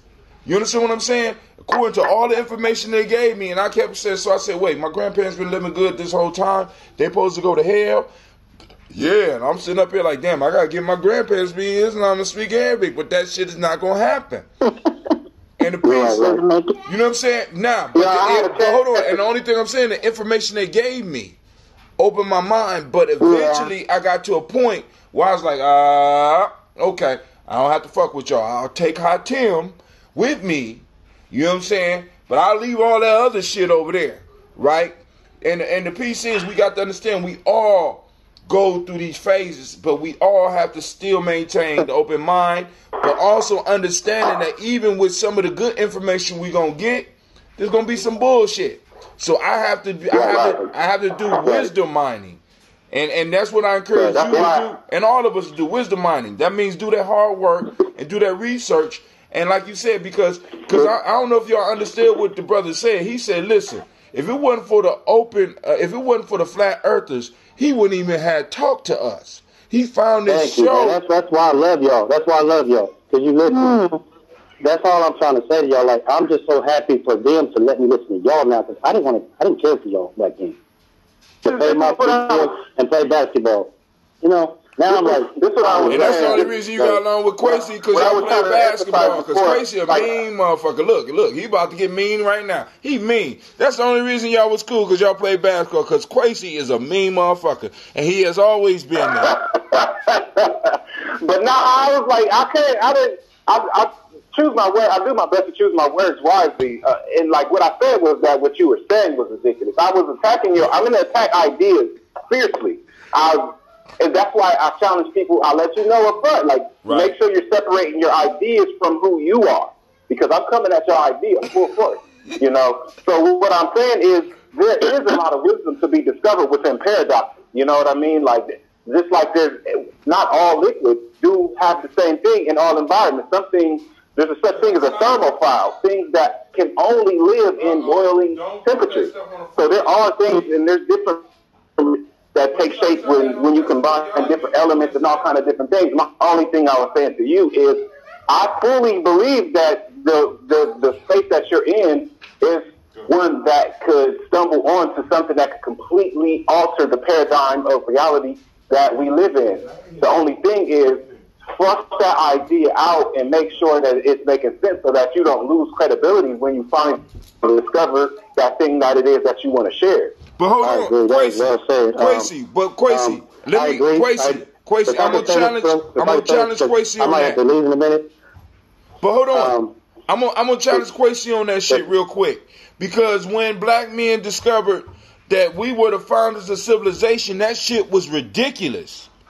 We had no, you know what I'm saying, to even ask that question. You know what I'm saying? So, you know, sometimes the things that may lead to truth may not make no motherfucking sense. So so when I present them, it's like, yo, we had to be in history. Nah, nigga, we was always slaves. You know, my mama told me we was always slaves. So we have to understand that sometimes shit is going to hit us from crazy directions, and we have to be open with it. And I'm like, yo, I'm grateful to the flat earthers because they added another. I'm just putting a bug in y'all there. That's all. Yeah, I'm not saying please. I don't want to talk about this. I just want to let you know where I stand and why I'm here. And I got so much stuff to share with y'all. It's stuff I've discovered. I like to experiment with stuff, and I'm working on to going off the grid. I don't need no electricity. That's what I'm talking about. Yeah, like let's happen to because I'm a cold man when it comes to going off electricity. So wait, hold on, time out. For 10 years. Wait, stop. You said you could have us living comfortably without electricity? Okay. Yes, I can. Well, shit, I'm a flat earther. God damn it. Leave him alone. I'm a flat earther. God damn it. This nigga, hey. Yeah. So the thing is that. I just want everybody to listen to me, all the viewers, and when they replay this message, is that I live in the Sunshine State of Florida, and I just became a homeowner, and the first thing I wanted to do was put solar panels on my roof. I realized that there's a scam. They're capitalizing on this. What it is that when I put lime and sulfuric in it, and sometimes hydrochloric.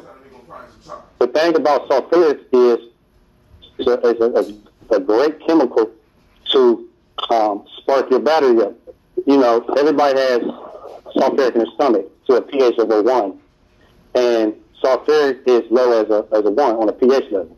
So I took a battery. I'm going to slow down. I took a battery to my job. I sprayed it out with some water, a car battery, and I dried it out. I let it air dry. So I went over to the sulfuric. It was 98% concentrated sulfuric, not diluted. I put the sulfuric in the battery with a pipette.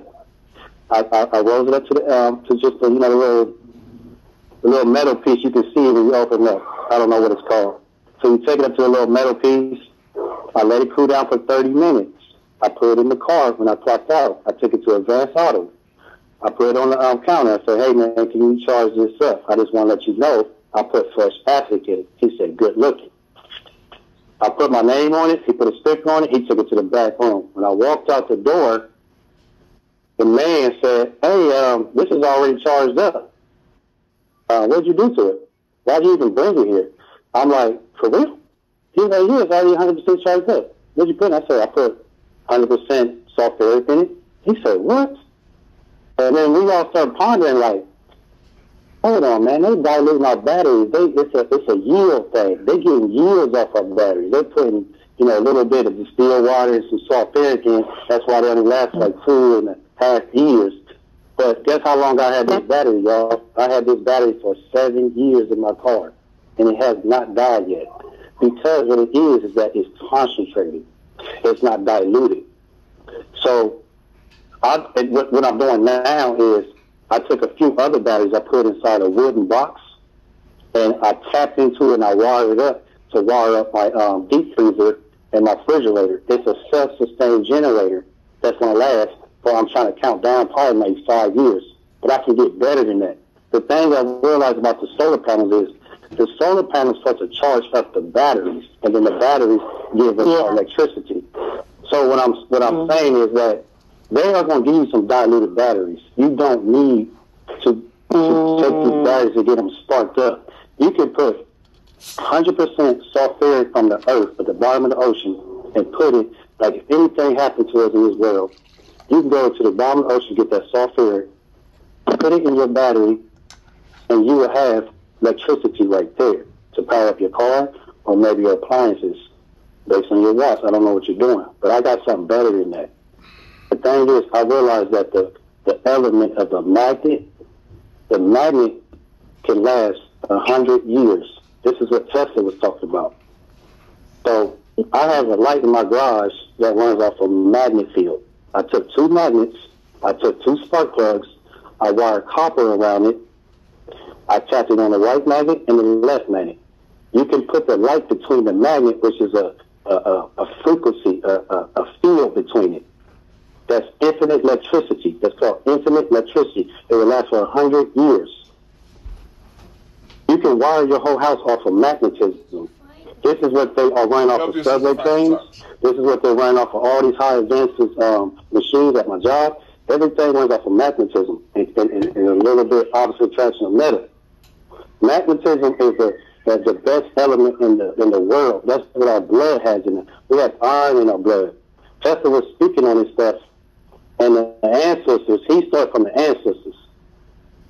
And when he tapped into it, he was trying to give it back to the community for free because he was like, yo, the world is made out of magnetism. We are infinite electricity. And they took it and capitalized on us and created like these solar panels and all these other gadgets, these motherboards. The motherboards is a hoax. We don't need none of that stuff. All we need is magnets. Magnets has a straight, magnets has great frequency, a good feel between it. Magnets being light, and I'm gonna stop at this because I don't get weird with the earth thing. I'm just saying, I'm gonna show a video, I'm gonna post it on your stuff that I'm running my washer dryer off a magnet. I'm gonna say that actually everything you said that I fundamentally, aggressively disagree with. Listen to all of that was worth it to hear you say that last thing you said. That's what I'm saying. My washer dryer. Sometimes we my gotta washer dryer. No. Nah, just the whole sulfuric acid and all of that. That shit was brilliant. But you listen, the only way he would have been able to come to that was going outside of all this other shit. And that's why I'm saying, we don't be trying to whoop on them. God damn it. All we gotta do is, all right, let me hear you out. Let's ask some questions. This motherfucker, dude, stop talking. We need to go and sit down and you need to start writing because what you're saying. So put his hands across his chest and just knew that he was going to die. So go ahead. The big money people who were behind or who were funding Tesla, when they realized what he wanted to do, they took their funds away. Tesla, what they want to capitalize. Come to him for the magnetism. But that's West Asian. That's West Asian capitalism. You have to capitalize, and you have to. In order for there to be a top caste, in order for there to be a top caste, there has to be a bottom caste. So we have to understand we're in a system that requires a top and a bottom. But what you're talking about is balancing out. And what Tesla and what other individuals talking about was balancing out. And we have to understand that is in total opposition of what is currently in place. And I want you to imagine this. I want you to imagine you coming into a life of comfort and everything that you have is built upon. After you find out everything you have is built upon the myths, the legends, and the fables that your people have been telling, and you all of a sudden find out that you have a young motherfucker somewhere not supporting those myths and legends. What would you do? You speaking to me on that, or you speaking to the panel? I'm just talking about us from, like, for example, let me tell you what I would do. I'm going to tell you exactly what I would do. I will unapologetically have that motherfucker executed. No apologies, no explanations. Yeah. It makes you feel like that, man. Because when I started, I was like, come on, man. Why? It's always why the questions? And it's like, come on, but it's the greediness, man. But it's like, what can you give a rich person? What can you really walk into open and say, I bought you a gift that's still not there? What they want is control and power and confusion. And I had a And I'm agreeing with you, but what I'm saying is, if you could imagine yourself in that position, in the present mind state of the world, what would you do with somebody that was going to threaten your very livelihood? The comfort that you want to pass on to your grandchildren. What would you do to them? I'm going all out. Not from where you are now, but if you would see, because one of the key factors that separate us from all other people in the world is that we have the ability to empathize, not just sympathize, but empathize with other people. That is a very powerful weapon, to be able to empathize. Because in putting myself in that situation, I can look and see how, because if I could feel how they feel, I could have the thoughts go through my mind that would go through their mind. This is what I'm saying. With some of the stuff and some of the discoveries you have, you don't need to be as open with that. We'll build up a forum where we're going to discuss this in a more private situation and be able to see some of your findings, because in a more pure setting. Right. You understand what I'm saying? Because right now, what you're spouting out right now, because right now, let me tell you right now, just how one of them would think. If I heard any ounce of truth in what you're saying that batteries could last 100 years. I didn't find out. I did it right now. I have it right here. I just told you my car is running off that. Wait, you're not hearing me. Okay, you're not hearing me. I'm not disagreeing with you. I'm not even challenging the fact that it's running. I trust that your battery is 7 years old and it is running. But what you have to understand is, in my empathy and being able to look at my enemy, you are more of a threat to me than motherfuckers marching on Madison Avenue. Do you understand? Because your ass, if you share that battery that can last 7 years, you done fucked up 7 years of my profit. So you know what that means? What I gotta do with you? Tesla. You got to test with me. You got to test with me. You got to get me out of here. Right now, right. Yeah. Right. See, and you being nice. See, because you said fuck with you. No, dude. From the perspective and the way that I've been taught to think in this system, I'm not gonna fuck with you. I'm going to kill you. This is America, nigga. I'm not playing. I got you now. You see what I'm saying? So you stepping outside of everything that everybody told you allowed you to use your imagination to come up with something very creative. You so right, because my friends over here, when I'm showing them how to do it so they can be off the grid, and they was like, dude, you can get a ticket for this because you got to report this stuff. You got to let them know you're going off the grid. I said, damn. And you got to be careful about who your friends, dog. You don't even, like I said, at this point in time, because let me tell you about, let me say this to you. The flat earth community, it's infiltrated. I'm looking for different thinking motherfuckers as our enemy. Empathize with my enemy. Compliment everything. No, exactly. I'm in everything, because if I get my finger on shit before it pops off, I can eliminate the innovators of that. So I'm in the flat earth community, because I want you to think about this. Because even in the flat earth community, you have motherfuckers be like, we all the same, and boom, boom, boom. This whole universal shit is one of their masks that they put on to get us all, we all the same, all the way until it start making money. Then we not all the same, nigga. You gotta go. So we got to be, and what I'm telling you is you got to look at some of the people that you might be considering friends. You might need to be reaching out to individuals that were involved with you in your childhood that you know for a fact don't have FBI or CIA connections. That's right. She said, he's right. I like you, crazy. I like this brother.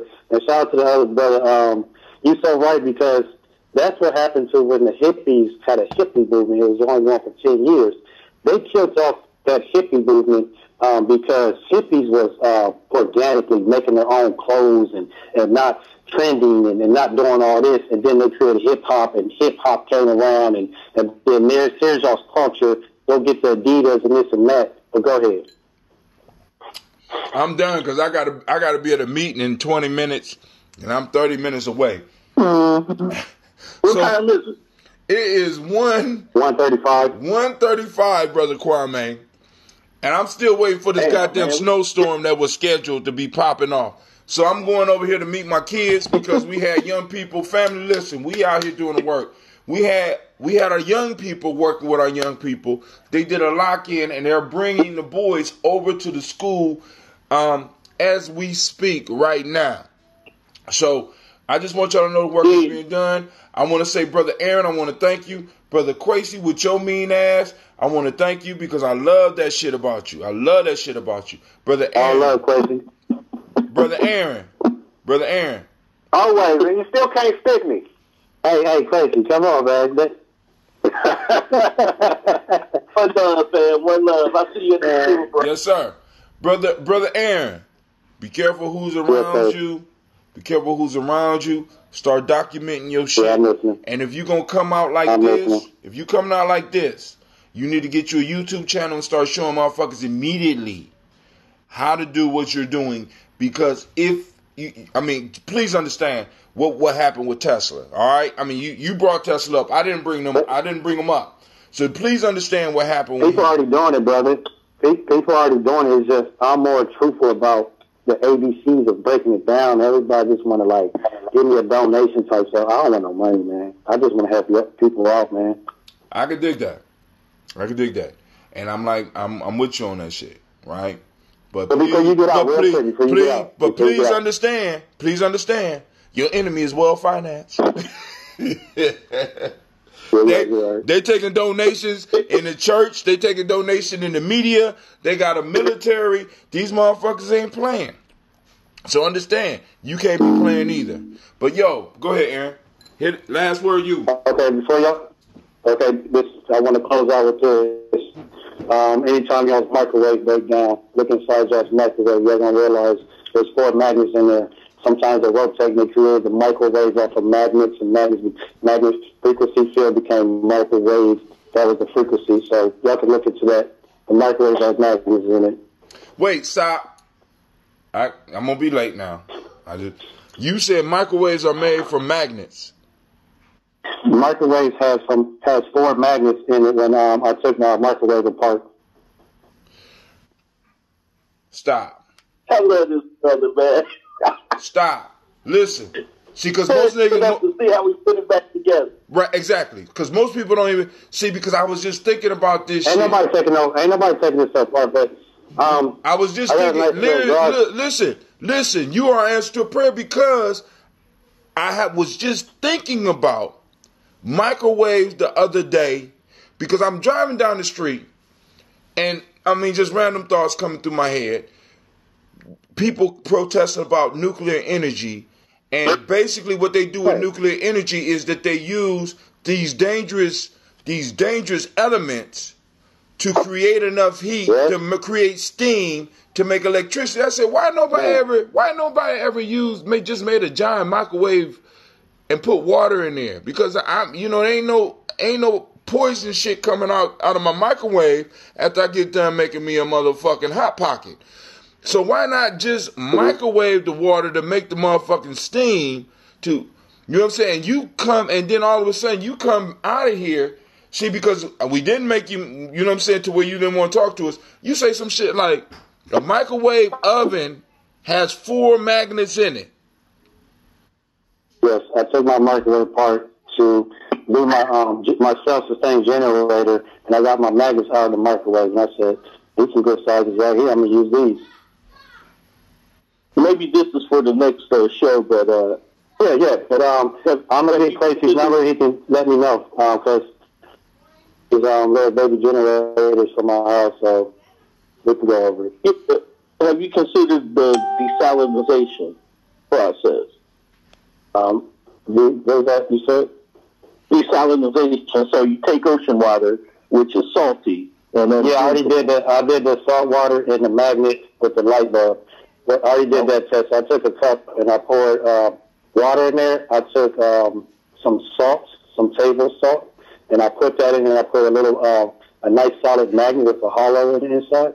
And I took the light bulb, and you can just touch the top of the water, and there it is. And you can create a solar light outside. Wait, stop. You saying? Wait, stop. See, because I don't know if you know. They playing us. Stop. They're lying our kids, man. They're lying our kids, man. Brother, listen to me. Are you telling me that you used a magnet and a light bulb? A magnet, water, and table salt, and you can take the light bulb, and you can get the currency through that. Stop talking. All right, family, listen. Yep. Wait. Next video. Stop. Yeah, we need to.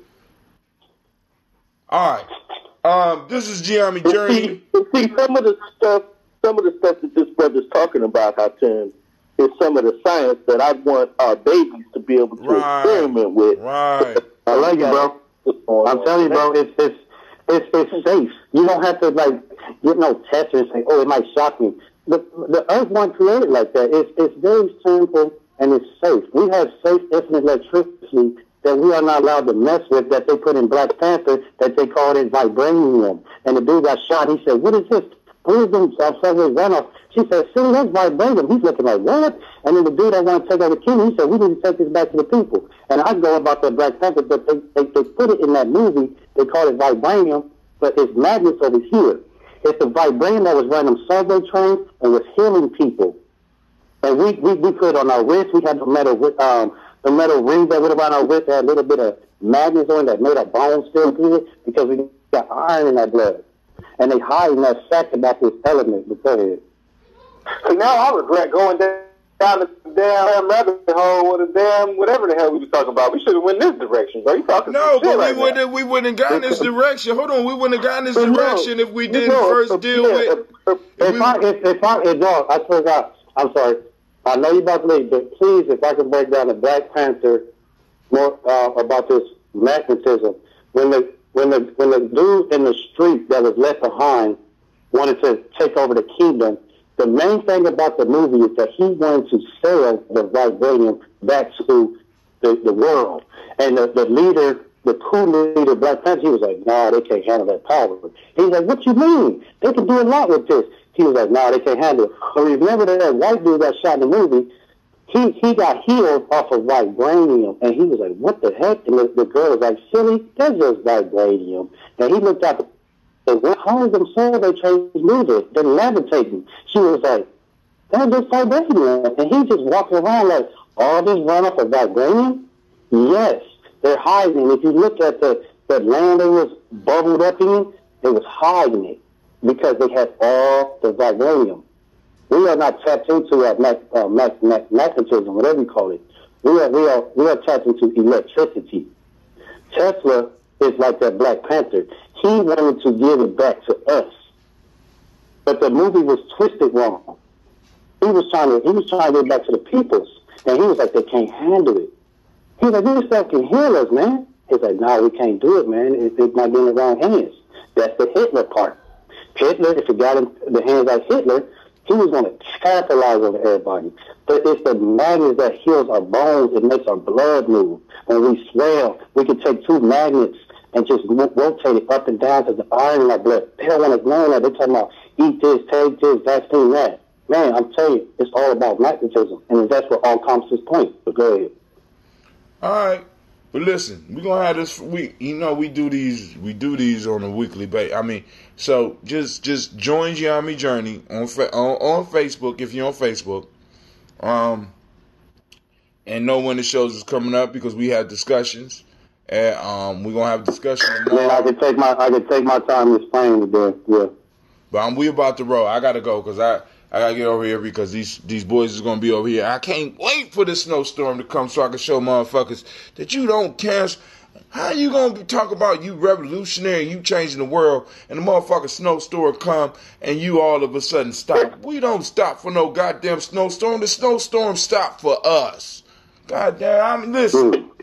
You know what I'm saying? So family, listen, I will be at Warrior Training. I'm gonna be a couple minutes late because the brothers start dropping bombs and shit, and I got it all on here. I'm saving this shit. I got it. Vibranium bombs. Right, he dropping vibranium bombs and shit. And listen, this is because we blew up old paradigms. So we have to be able to look. Because listen, I don't agree.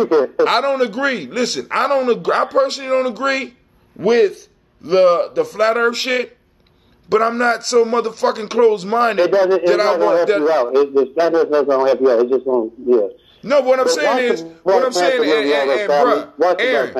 Aaron, I'm not talking to you. I just want the people to understand this. I don't necessarily agree with the flat Earth paradigm, the way they see it, right? But the way they see it allowed this brother to start experimenting outside, and the shit that he dropped after we went through that long discussion was like, I mean, because listen to me. I'd be a flat earther for free electricity. I'm just being honest with y'all. I don't give. Man, we don't gotta go to work. I'm just telling y'all right now. You know what I'm saying? Because the round earth and this big galaxy and shit ain't gave me shit free. This brother he done went through the whole flat earth paradigm, and I don't agree with that, but he turned around and be like, hey, I'll give you free electricity. Nigga, I'm flat earther right here. Sign me up. Where is this? For 100 years. For 100 years. I get a free battery for 100 years? Where did I sign my motherfucking name? Magnus died off. Because listen, Quasi mean ass ain't never talked to me about giving me any free electricity. Quasi, where my free electricity with all this? He's so stupid. Where's my free electricity? All this black power and shit. And dark liquor. That's where I draw the line. Dark liquor. This nigga gave me dark liquor. As long as you got that, Quasi. He get matter. I can form a universe dark liquor. I get a hangover. I'm going with the dark matter. Look, man, I'll catch y'all at the Flat Earth win the argument because he came with some real shit. Hey man, flat power, man. All right, black power to you as well, brother. And did you say flat power or did you... I said flat power. Yes, flat power, brother. All right, man. Listen, I ain't all the way on the flat. I got to get the free electricity before I can go on and be like flat power, brother. But listen, black power from my end, and I hear you. But yo, like round earth and round booty. Round power, brother. I'm sorry. Quasi just swayed me to his side with the round booty, round earth. Round earth. Cause I might have to fall in love with some flat booty if it's flat earth. I like round booty, so Quasi pulled it out at the end. Unless you got something to top that. One tight. He don't even like. Look, he don't even like flat booty. With the booty. He don't even like flat booty. He like, well, we got a queen on the line. We gotta go, Hotel. I'm gone. Peace out. But yo, thank y'all for joining us. I appreciate you, bro. I'm gonna get up with you. I'm about to drop you my number. All right, so let me know the next panel. Yes, sir. We'll be tomorrow morning sometime. But all right, family, listen. I need to let you know you have joined the Congregation of Mighty. This is Giami Journey Media. Come on, Anime. She was so impressed by the dude brother talking about the electricity that she just. And of course, you know this is the Daily Toast. This is the Heart of a Simple Production, and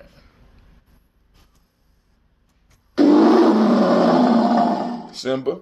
If I have to wait like that again, you will be looking for your next meal on the street, homie.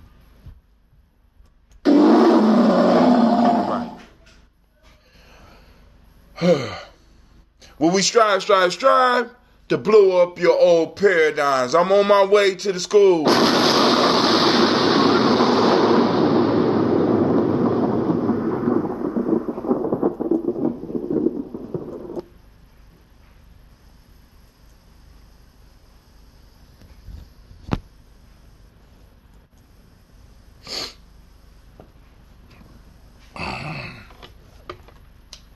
Sasha and Gina, y'all got socks?